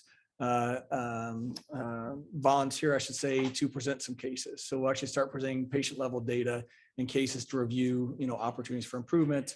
And we're gonna do that in a closed session format. So I think be open for comments, discussions. I think our general concept is we'll kind of do that with a panel discussion sort of group. Probably have those folks present it, and almost like you would with M&M, have a group of panelists of team members up there and talk about the case a little bit and just learn a little bit. And I think as far as what cases we're going, we're probably leaning towards the ones we just discussed in that same genre. But we want to get some cases that have opportunities and some cases that went well, and hopefully learn a little bit and get people comfortable actually talking about their data. And I'll let Gina talk briefly about Arbormetrics and the PSO. So also in your packet is a little more detailed project timeline of Arbormetrics, kind of where we're at. I meet with them twice a month. Now it's really in the project build phase. So there's not so much on my end for that. So we worked on those 14 process and outcome measures we want to look at. They all won't kick off live to begin with. We will be starting with the time to definitive care, hip fractures, and mortality will be the first, but there is really a lot that go into those 3. You think, oh, there's only 3, but there's a lot of moving parts to that. When you look at it. So we're on target for like a mid-September kickoff for Arbormetrics. So everything is going well with that. So they're just working in the background. We touched base a couple of a couple of times a week on that.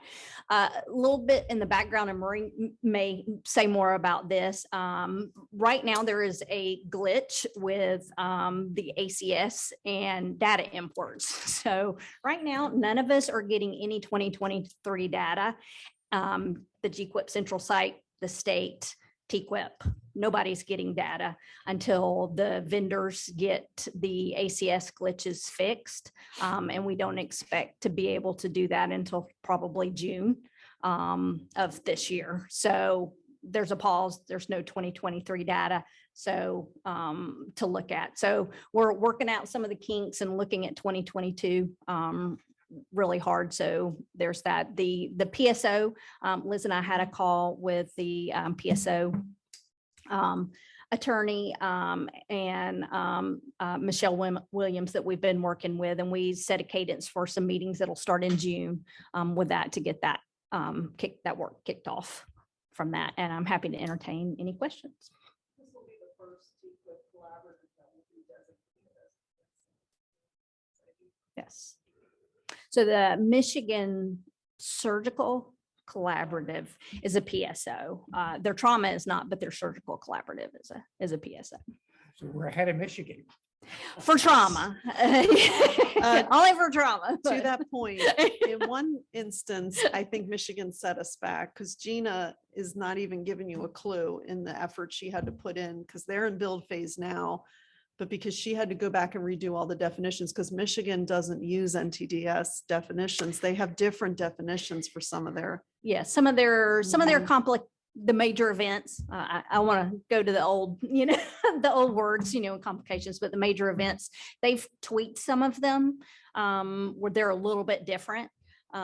So theirs are a little bit more in the weeds. So to keep them a little bit cleaner, we're just using the major event, but theirs have evolved over the last 10 years that they've been using Arbor-metric. So like their analytics dictionary is very large and more complex because it's evolved over 10 years. So like, I had to keep reminding myself that, we're, we're in our infancy, and also it takes some lesson learned when you look through things and like, obviously their starting point was,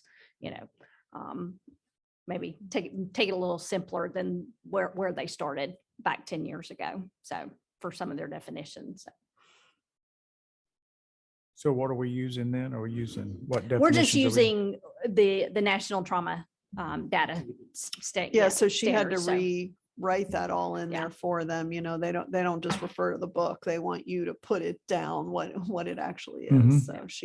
So we had to, because we don't want to veer from that yet. I mean, I anticipate in the future, you guys will, we're just in our infancy, so we will probably want to move in a more customized fashion in the future, but at least now we need to be apples to apples with national.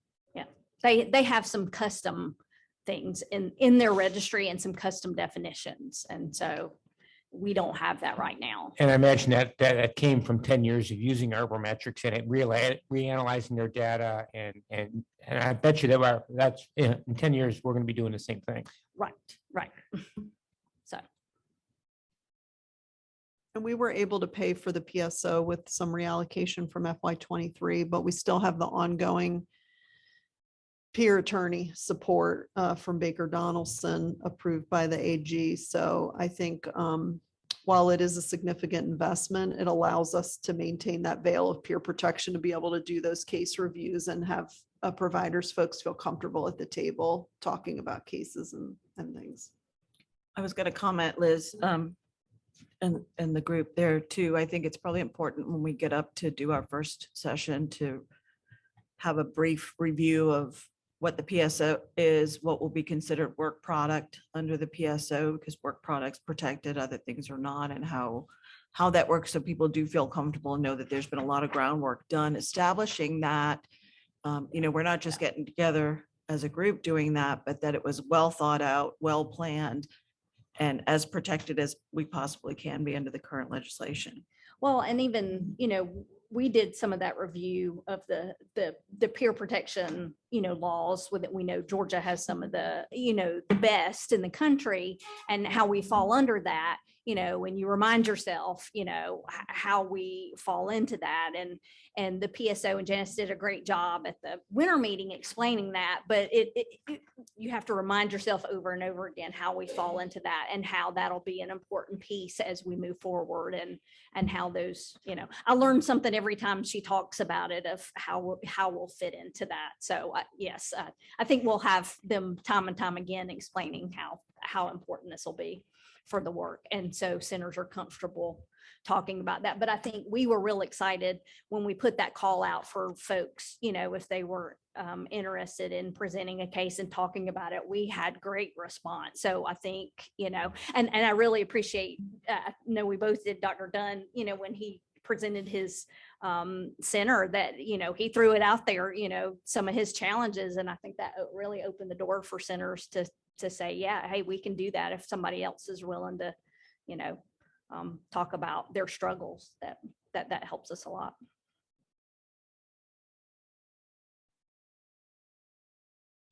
All right. Any other questions? Great work. We look forward to the session. It sounds like it's going to be great. Okay. Next up is Office of EMS and Trauma. It looks like April. Are you presenting today?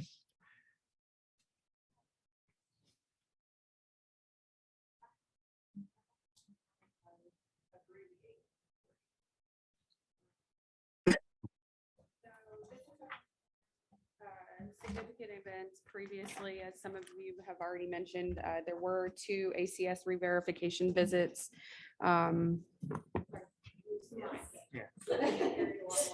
Hi. Okay. There were 2 ACS re-verification visits recently for the level 1 trauma centers. We are still pending, the centers are still pending those ACS final reports. We have 2 level 3 facilities that had provisional designations. They have submitted their CD corrections to us and moved to full designation. We do still have the state trauma program coordinator position open. We are still in the interview process and trying to select a final candidate.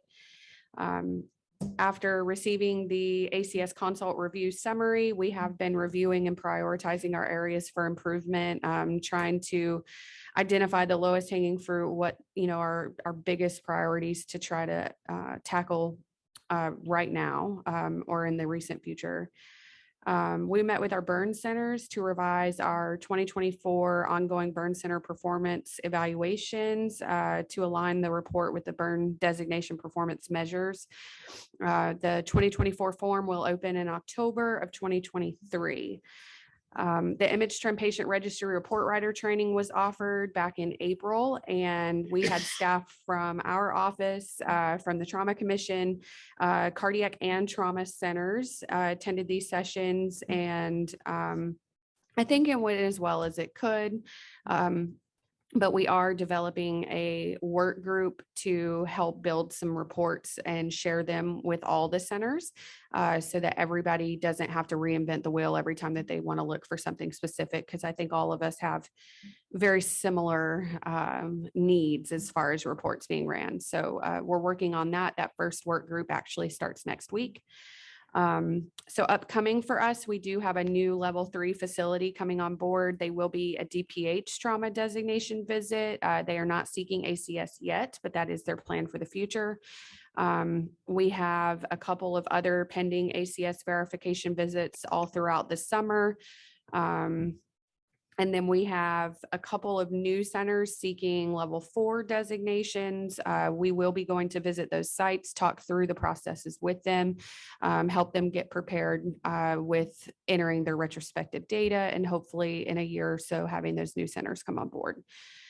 The 2023 schema status, ESO received the approved changes from our office again on 4/12 to prepare the 2023 schema. ESO will distribute the schema SDL file to all P5 users, which will enable the users to download and import the 2023 registry records to our patient registry.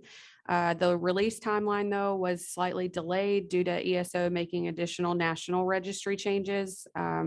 But I think that's quickly coming to resolution. So successes for us, the GCTE Registry Subcommittee and Office of EMS, we finalized that 2023 data dictionary. The data dictionary and the National Trauma Data Standard Dictionary represents the fields required by the Office of EMS and GQIP. We are working closely with GTC and GQuip to create a trauma data dashboard to track and trend data from, we started with 2019 and are moving to concurrent. We already touched on the armband project, but just so that we can identify those facilities. So the Office of Highway Safety and us, this project began April 11th with law enforcement and EMS in White County, and then law enforcement and EMS in Lumpkin County, AirLife Georgia, and Northeast Georgia Health System, Gainesville and Dahlonega. The data from the trauma records will not be received until July that had the initiation of that armband data element. We are still using the Orange Book for our level 4 guidelines. There's talk that they're going to reintroduce the level 4 into the Gray Book, but until then, we are still going to be using the Orange Book 2014 standards to verify and designate our level 4 facilities. The patient registry received completed 2021 and 2022 imports. We are planning to close the import links for 2021 and 2022 in the month of June and start preparing for the 2023 imports. In the patient register, we also a solution to the data export difficulties. It's being tested. The export issues are preventing the preparation of the annual report and new downloads to Biospatial. Dipti Patel and Dan Lin will confirm with us when the data export is accurate to use in the data analysis and then download it to Biospatial.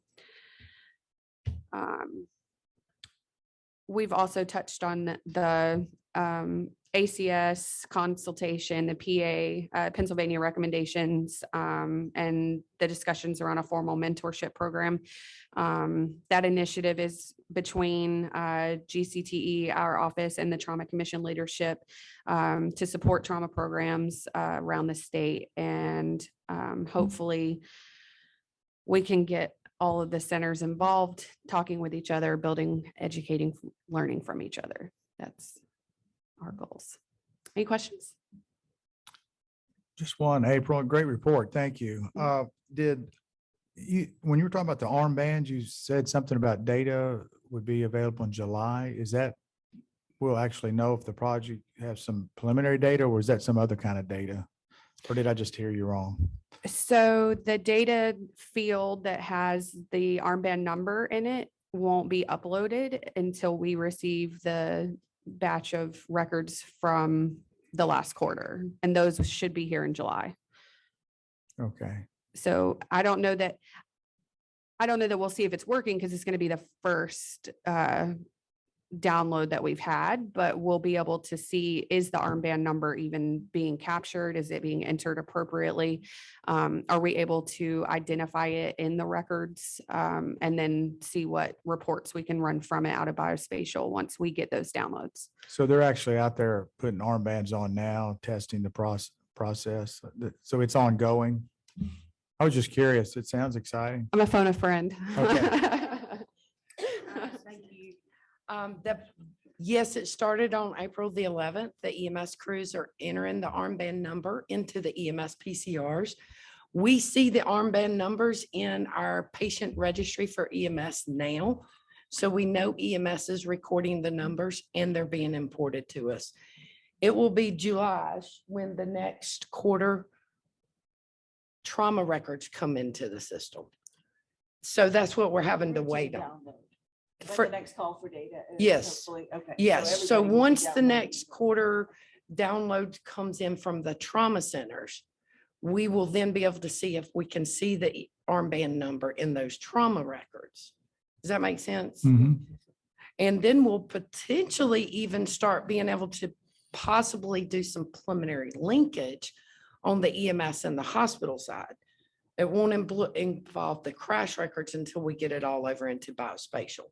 So in Biospatial as well, we'll link everything, but we potentially in the image trend product, EMS Elite, and the Georgia Patient Registry, we may can link the hospital and the EMS records from there. It'll be July, August before we'll know anything about that.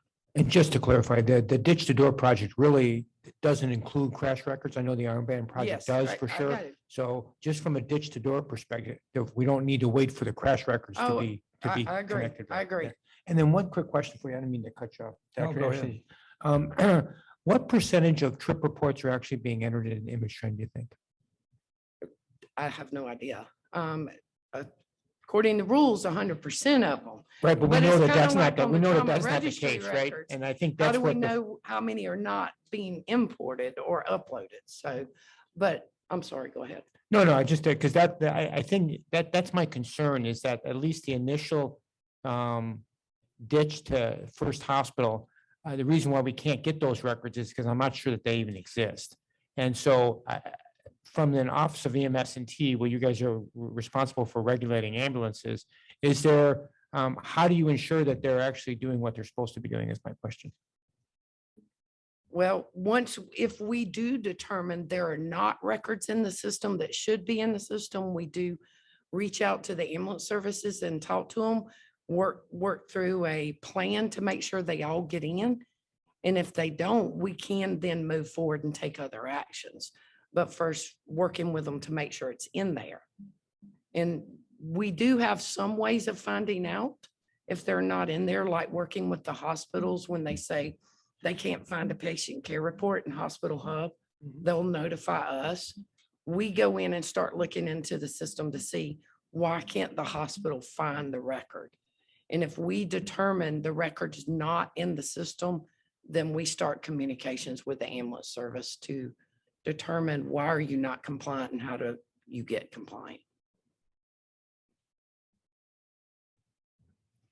Is that what you would like us to do, Kelly? Because I don't think from our perspective, we don't notify you guys. If we can't find a record in GEMSIS, we reach out directly to the services. Do you want a notification? Or if they say, oh, we just haven't gotten around to it yet, I think sometimes it's just because they haven't gotten around to it. Well, yes, we do need to know that. Okay. And all of the systems are supposed to be set up for automatic exports. Now, when we move over to version 3.5 in the data standard for EMS, we have put some new policies in place. One of them, for example, is all of the third-party EPCR vendors are going to have to test with our office so that one, we're making sure that vendor can import to us.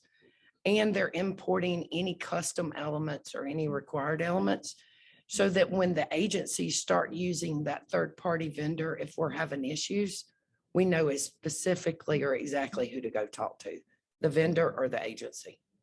Is that? So we're trying to solidify all the import or getting all the records processed. Very good. The only thing I would add to is, we just, about the time April came on, I think it was, we sort of formed this, for lack of a better word, we may change the name, but a collaborative between OEMS&T and the commission to address some of these issues and things. And you were there, Kelly, at the first meeting. I think Xavier, Kelly, Liz, and myself. And April's going to be joining that group. And so I'm very excited about that because that's where a lot of these things, we got from our ACS report, things that we need to work on between OEMS&T and the commission. And we had just so everybody knows, the commission members know, we had an incredibly, I think it was like 4-hour meeting without a break. It was an incredibly productive meeting about really just working on things and deciding some different directions. So we're going to start meeting regularly and tackle a lot of issues. Some of the ACS recommendations will come out of that and we'll report back. But anyway, I'm very excited about that. And I think when you mentioned registry stuff, there's some things that, the state and the commission, we all need to talk about and decide on too. So I'm very excited about it. I think there's going to be a lot of good work come out of that.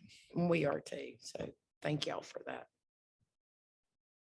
Okay.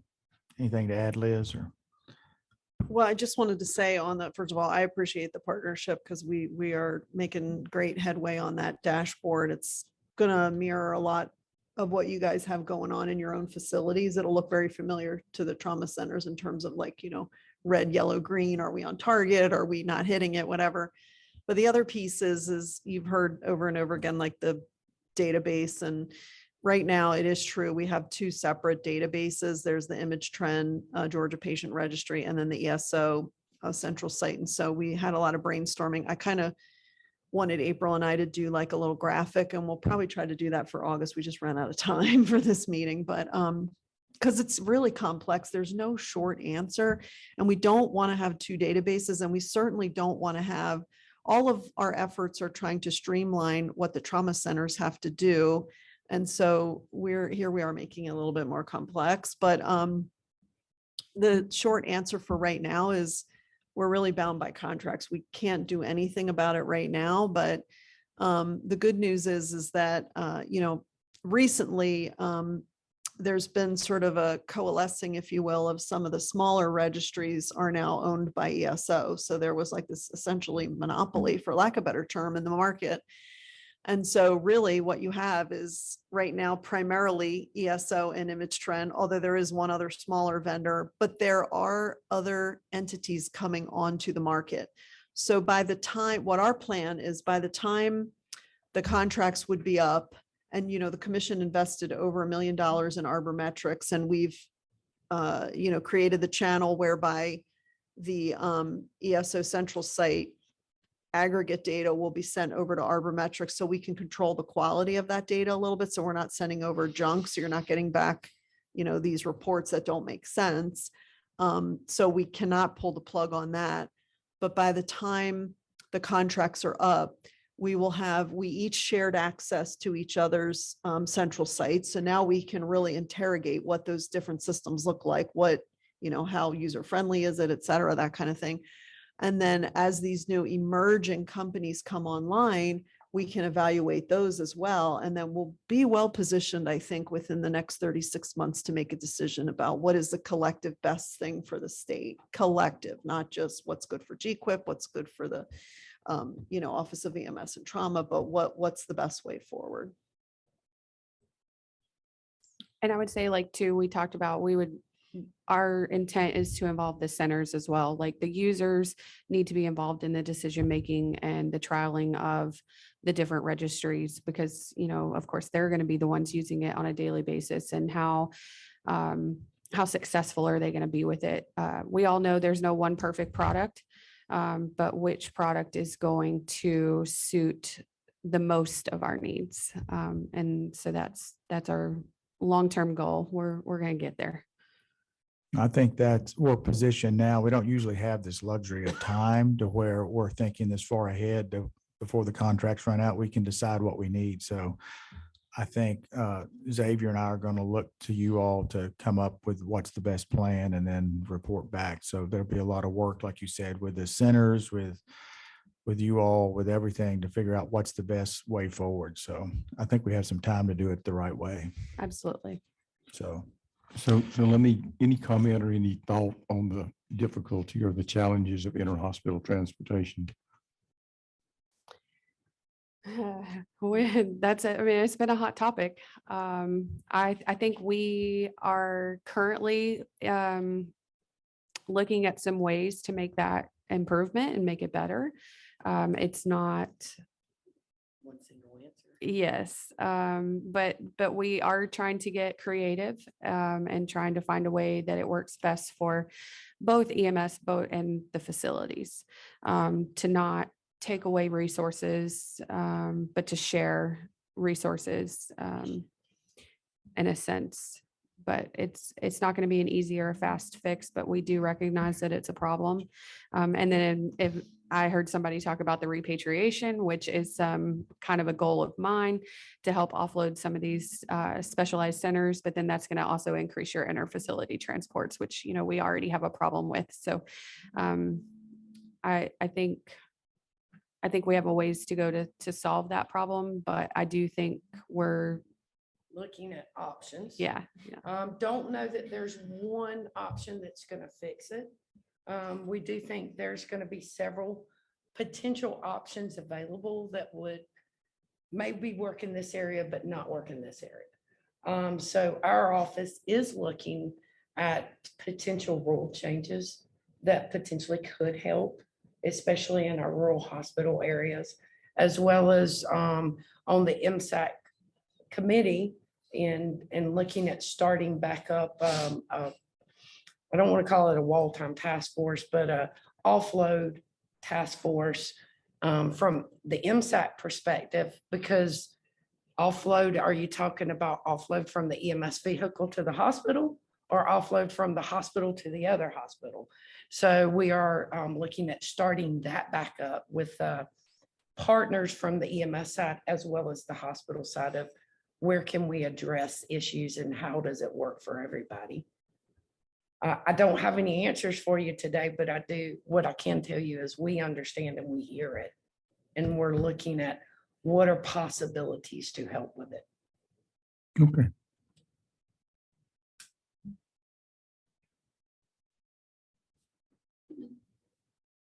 Okay, any other questions?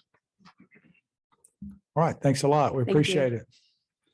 Okay, the last partners report this morning will be from Dr. John Harvey with the MAG Medical Reserve Corps report. Dr. Harvey? Thank you, Dr. Ashley. Can y'all hear me okay? We can hear you loud and clear, John. Very good. Well, I coursed yesterday from Atlanta down through the rural areas of Georgia on the death corridor all the way to Florida, which is where I'm delivering this report from today. So I appreciate the opportunity to talk to you, Dr. Ashley, the members of the Trauma Commission and staff, and the guests that are in the room. There were a few questions earlier about the MAG MRC, and we continue to appreciate the support from the Trauma Commission. As you know, we identified a method that we could help provide medical manpower in our state that would distribute it to the area of an emergency a number of years ago. And the Trauma Commission has continued to support this effort with funding. And we give an annual report. The last one I looked back was in May of last year. So I'm going to kind of catch us up on the events since last May, and then answer any questions that you may have. Our leadership group continues to try to plan for training and potential needs that the state of Georgia would call on the MRC for, and also participate in the functions such as Stop the Bleed or educational training that is of general benefit with the trauma and emergency initiatives within the state. So to that end, a couple of the events that we have done since last year, and I believe you have a package that we sent to Gabriella that lists some of the trainings and the events, which is now being shared on the screen there. So moving through that, we've had multiple trainings with some new areas that we felt are important. Drone training, LZ training, shelter training to work with the Department of Public Health for our shelter management and family preparedness, as well as canine training for our canine teams. We participated at the MAG annual meeting and delivered there was a request to have an active shooter CME seminar concentrated on active shooters at medical facilities. There had been the active shooter that I believe was in Arkansas at a medical facility. And now, of course, as of last week, we've had our own active shooter right here in Atlanta at a medical facility. So that was appropriate and timely training delivered by Drs. Hayes Wilson and one of the residents that was involved with the MRC. Gave an excellent CME presentation at the annual meeting. We continue to solicit and have interest by physicians around the state in being involved with this effort. And we continue to have probably a reservoir of about 30 to 40 immediately deployable members that are veterans that have background, and we have about 70 that have committed that they would like to be available for deployment and have had training to do such. We've continued the Stop the Bleed training, not only at the MAG annual meeting, but we again were at the state capitol. Continue to reinforce the Stop the Bleed at the Capitol with our legislators and remind them that it is not an appropriate pressure point to apply a tourniquet around the neck, no matter how frustrated they get with the dealings that go on at the Capitol. We participated in the EMAG Summit with a speaker, Dr. Paul Purcell and Gary Glombowski, that presented at that statewide meeting from the MRC. And we've recently had members that participated in the Radiation and Nuclear Emergency Summit that was provided. So we have, again, continuing education and background on hot button topics, areas of interest within and around the state. Finally, we have been requested to, there was one other multi-agency drill that we participated in at the request, and that again was in the middle of the state in Warner Robins, a multi-agency drill that our team participated with a triage and medical management for a training capacity that they had there. And finally, we have recently been requested to look at participation in this upcoming year with a rather large scale drill in the Atlanta area that will actually attend in the next week or so by people involved with the Fulton County school system, DeKalb, and the North Atlanta Fire and Emergency Services, and a military unit that may look at a multi-agency response drill for school protections, as that's been a rather hot topic. And we've agreed to meet with our planning committee and work and share training that we feel will be beneficial to take our physician or medical group to, as well as to help direct some training for the other groups that'll be involved. So that's a kind of a basic update over the past year as to the projects that we've been involved in. Again, appreciate the funding support from the Trauma Commission, and I hope that that approval this morning approves our next grant cycle. That's my presumption that that was what we approved, and we certainly appreciate that to try to continue the work that we're doing within the state. At that point, I will pause to stay within the time limits and answer any questions. Thank you, Dr. Harvey. This is Dr. Dunn. A couple quick questions. One, I know that you have a reserve corps of physicians and medical personnel that are primarily voluntary during these disaster events and even for the training. What does the funding go for that Trauma Commission provides? Is it mostly for equipment, uniforms and safety equipment and other types of equipment, or is there travel fees for the people participating, the physicians and nurses participating in the training? Or what does that money go for? And then the second question would be, what additional sources of funding is MAG provided? Very good questions. And certainly the initial funding went with uniforms and equipment. But once we get them uniformed and equipment, I recommend that they, protect that. And unless there's been damage to a uniform, then we minimize our cost with having to do that unless we have new members that are inducted. So we do have some basic equipment for the response team that we have. That's team equipment that would be utilized in the event of a disaster deployment. We have a trailer. And one of the things that we've had a group that was housing our trailer for free, but they're getting a space crunch. So we may have to look at renting a space to protect and to store the trailer.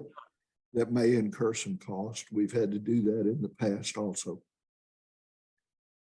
We have equipment that is expended if we are deployed, although it has been during COVID, we deployed with the COVID response, and there was not a lot of equipment cost with that deployment, as it was mainly manpower support. But the final thing that we have for the utilization of funds is that when we do have training, which now that COVID's over, we're getting back into having some coordinated training that will be in various areas of the state. We do help to underwrite the costs of travel and lodging when we have a training, especially for our MRC instructors and participants, as well as those that we send to attend and learn. So those costs are utilized in the equipment, in the grants utilization of funds also. And then what additional sources of funding do you have besides the Trauma Commission? Right. My memory thought there was another part to that question. We do have funds from our members within MAG that have donated personal funds into this effort after they've been involved and seen the effect. They wanted to donate the funds. Some have taken the funds that we had that were available for them to recoup their travel cost or training cost, and they say they really don't want that. That wasn't the reason they did it, and they plow that right back into the funding source. So they make that as a donation, and we keep track of that also. I don't know exactly how much that has been, but Fred Jones could probably help provide me with that if we need to get a number there. So what I'm hearing from you then is your vast majority of your funding is coming from the Trauma Commission. Is that correct? That is correct. And the state does not provide any additional funding for you? No, the federal government for a medical reserve corps liberally provides $3,000 on the initial activation of a medical reserve corps, but they don't provide subsequent funding. One can apply for certain grants through the federal system, and we have applied for a few of those grants. We were successful early on in having one grant that was aimed at soliciting resident participation, but that was a $13,000 grant, and that has been fully expended at this point. Thank you, Dr. Harvey. I appreciate it. Thank you. Okay, any other questions for Dr. Harvey? Okay, well, thank you, John. We appreciate what you do, and tell all your members we appreciate their efforts and hard work. Thank you very much, Dennis.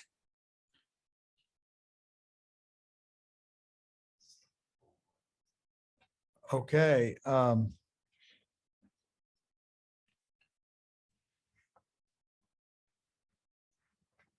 So as moving in, that concludes all our reports. We'll move into new business. I'll open it up to commission members after I make my comments if there's anything that we've missed in the agenda, but I have one new, not really new business, but just sort of as follow-up from some of my opening comments for the chair's report. We do need to move into the ACS state consultative visit. we've got the recommendations now, so we're going to need to form some work groups and start rolling our sleeves up and working offline and just maybe working online as well. Get some of the work done before we come back to the commission. So any thoughts on next steps on that? I'll just sort of open it up for what's the most efficient way to get that done.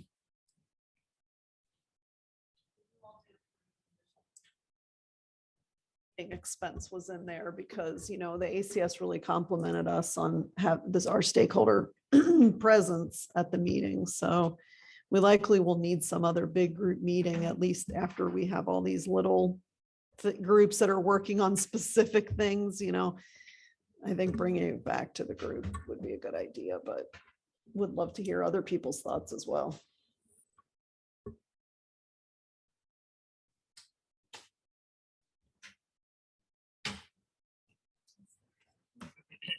Maybe we could, Liz, just try to pencil out some recommendations together. And I don't know if we call it a committee or a work group, or get some folks together, stakeholders, doesn't just have to be, obviously it can't just be commission members.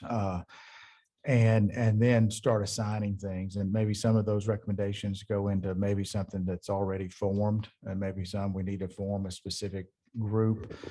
Let's sort of maybe come up with a table of contents or an outline how we want to do that, and then get commission buy-in and get everybody engaged.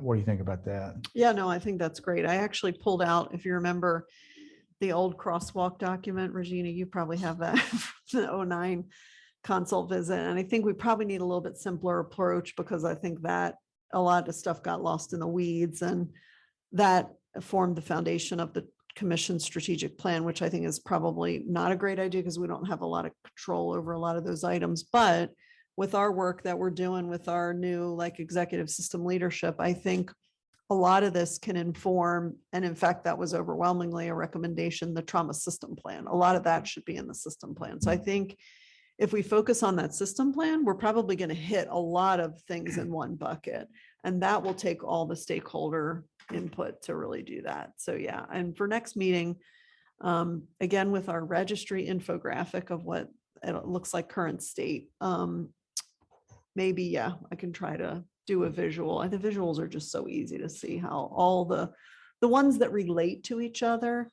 And then like you saw in rehab, Dr. Vox already has a good handle on those items that relate to rehab. So somehow the people that are working on whatever relates to pre-hospital need to understand, because actually pre-hospital will be impacted by the ability to push patients out to rehab quicker, right? So if the right hand knows what the left hand's doing this time, I think we'll be much better.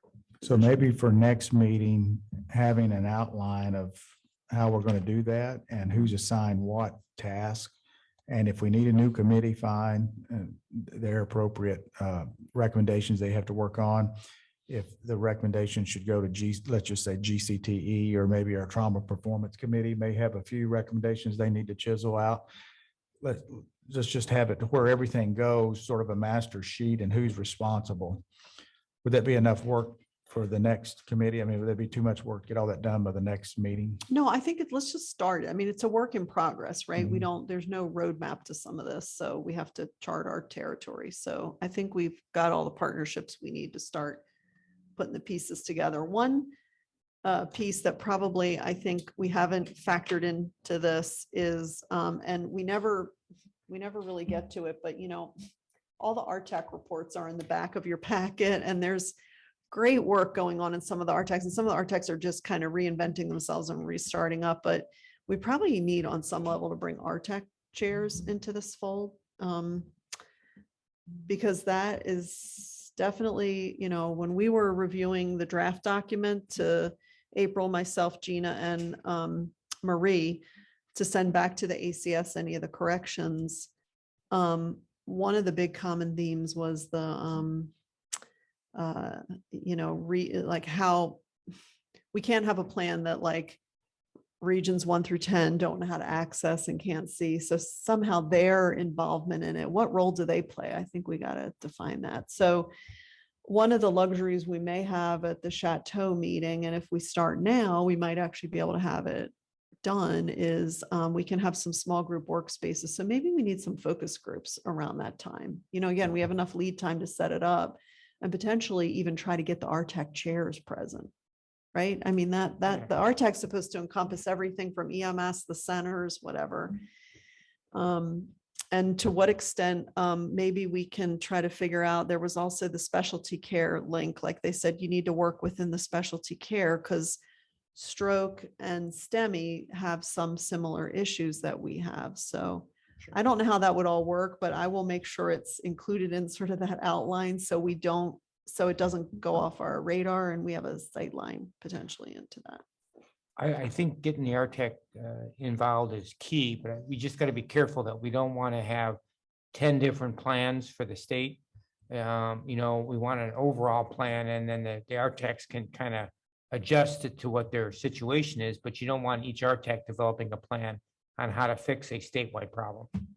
Do you? No, or I am think off what on we that? have to do is have their input. We can't have a plan that then somehow they can never achieve what the plan dictates. So if we don't have them at the start, at the gate to like have some input, then we create a plan that like is achievable for everybody. And then, but how that's actually done in their region might look a little different just depending on assets and resources. Like Region 3, I would assume is going to look a lot different than Region 9, right? And we need to allow for some differences of how to achieve whatever we're going to say the metrics are. We definitely don't want to move the target because just because you're, I mean, obviously the longer, take for example, response times, right? If you're Courtney in Swainsboro, it's going to be a longer response. It's not achievable.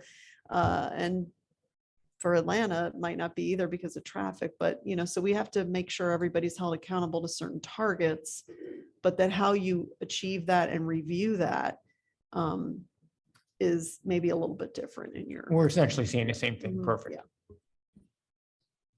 Okay, that's all I had. Any other comments from the commission members? Can I get a motion to adjourn? Make a motion to adjourn. Second, all those in favor? Aye. We stand adjourned. You couldn't wait to do that. You got to take this away. He's having too much fun with He's it. having yeah. way too much fun with that.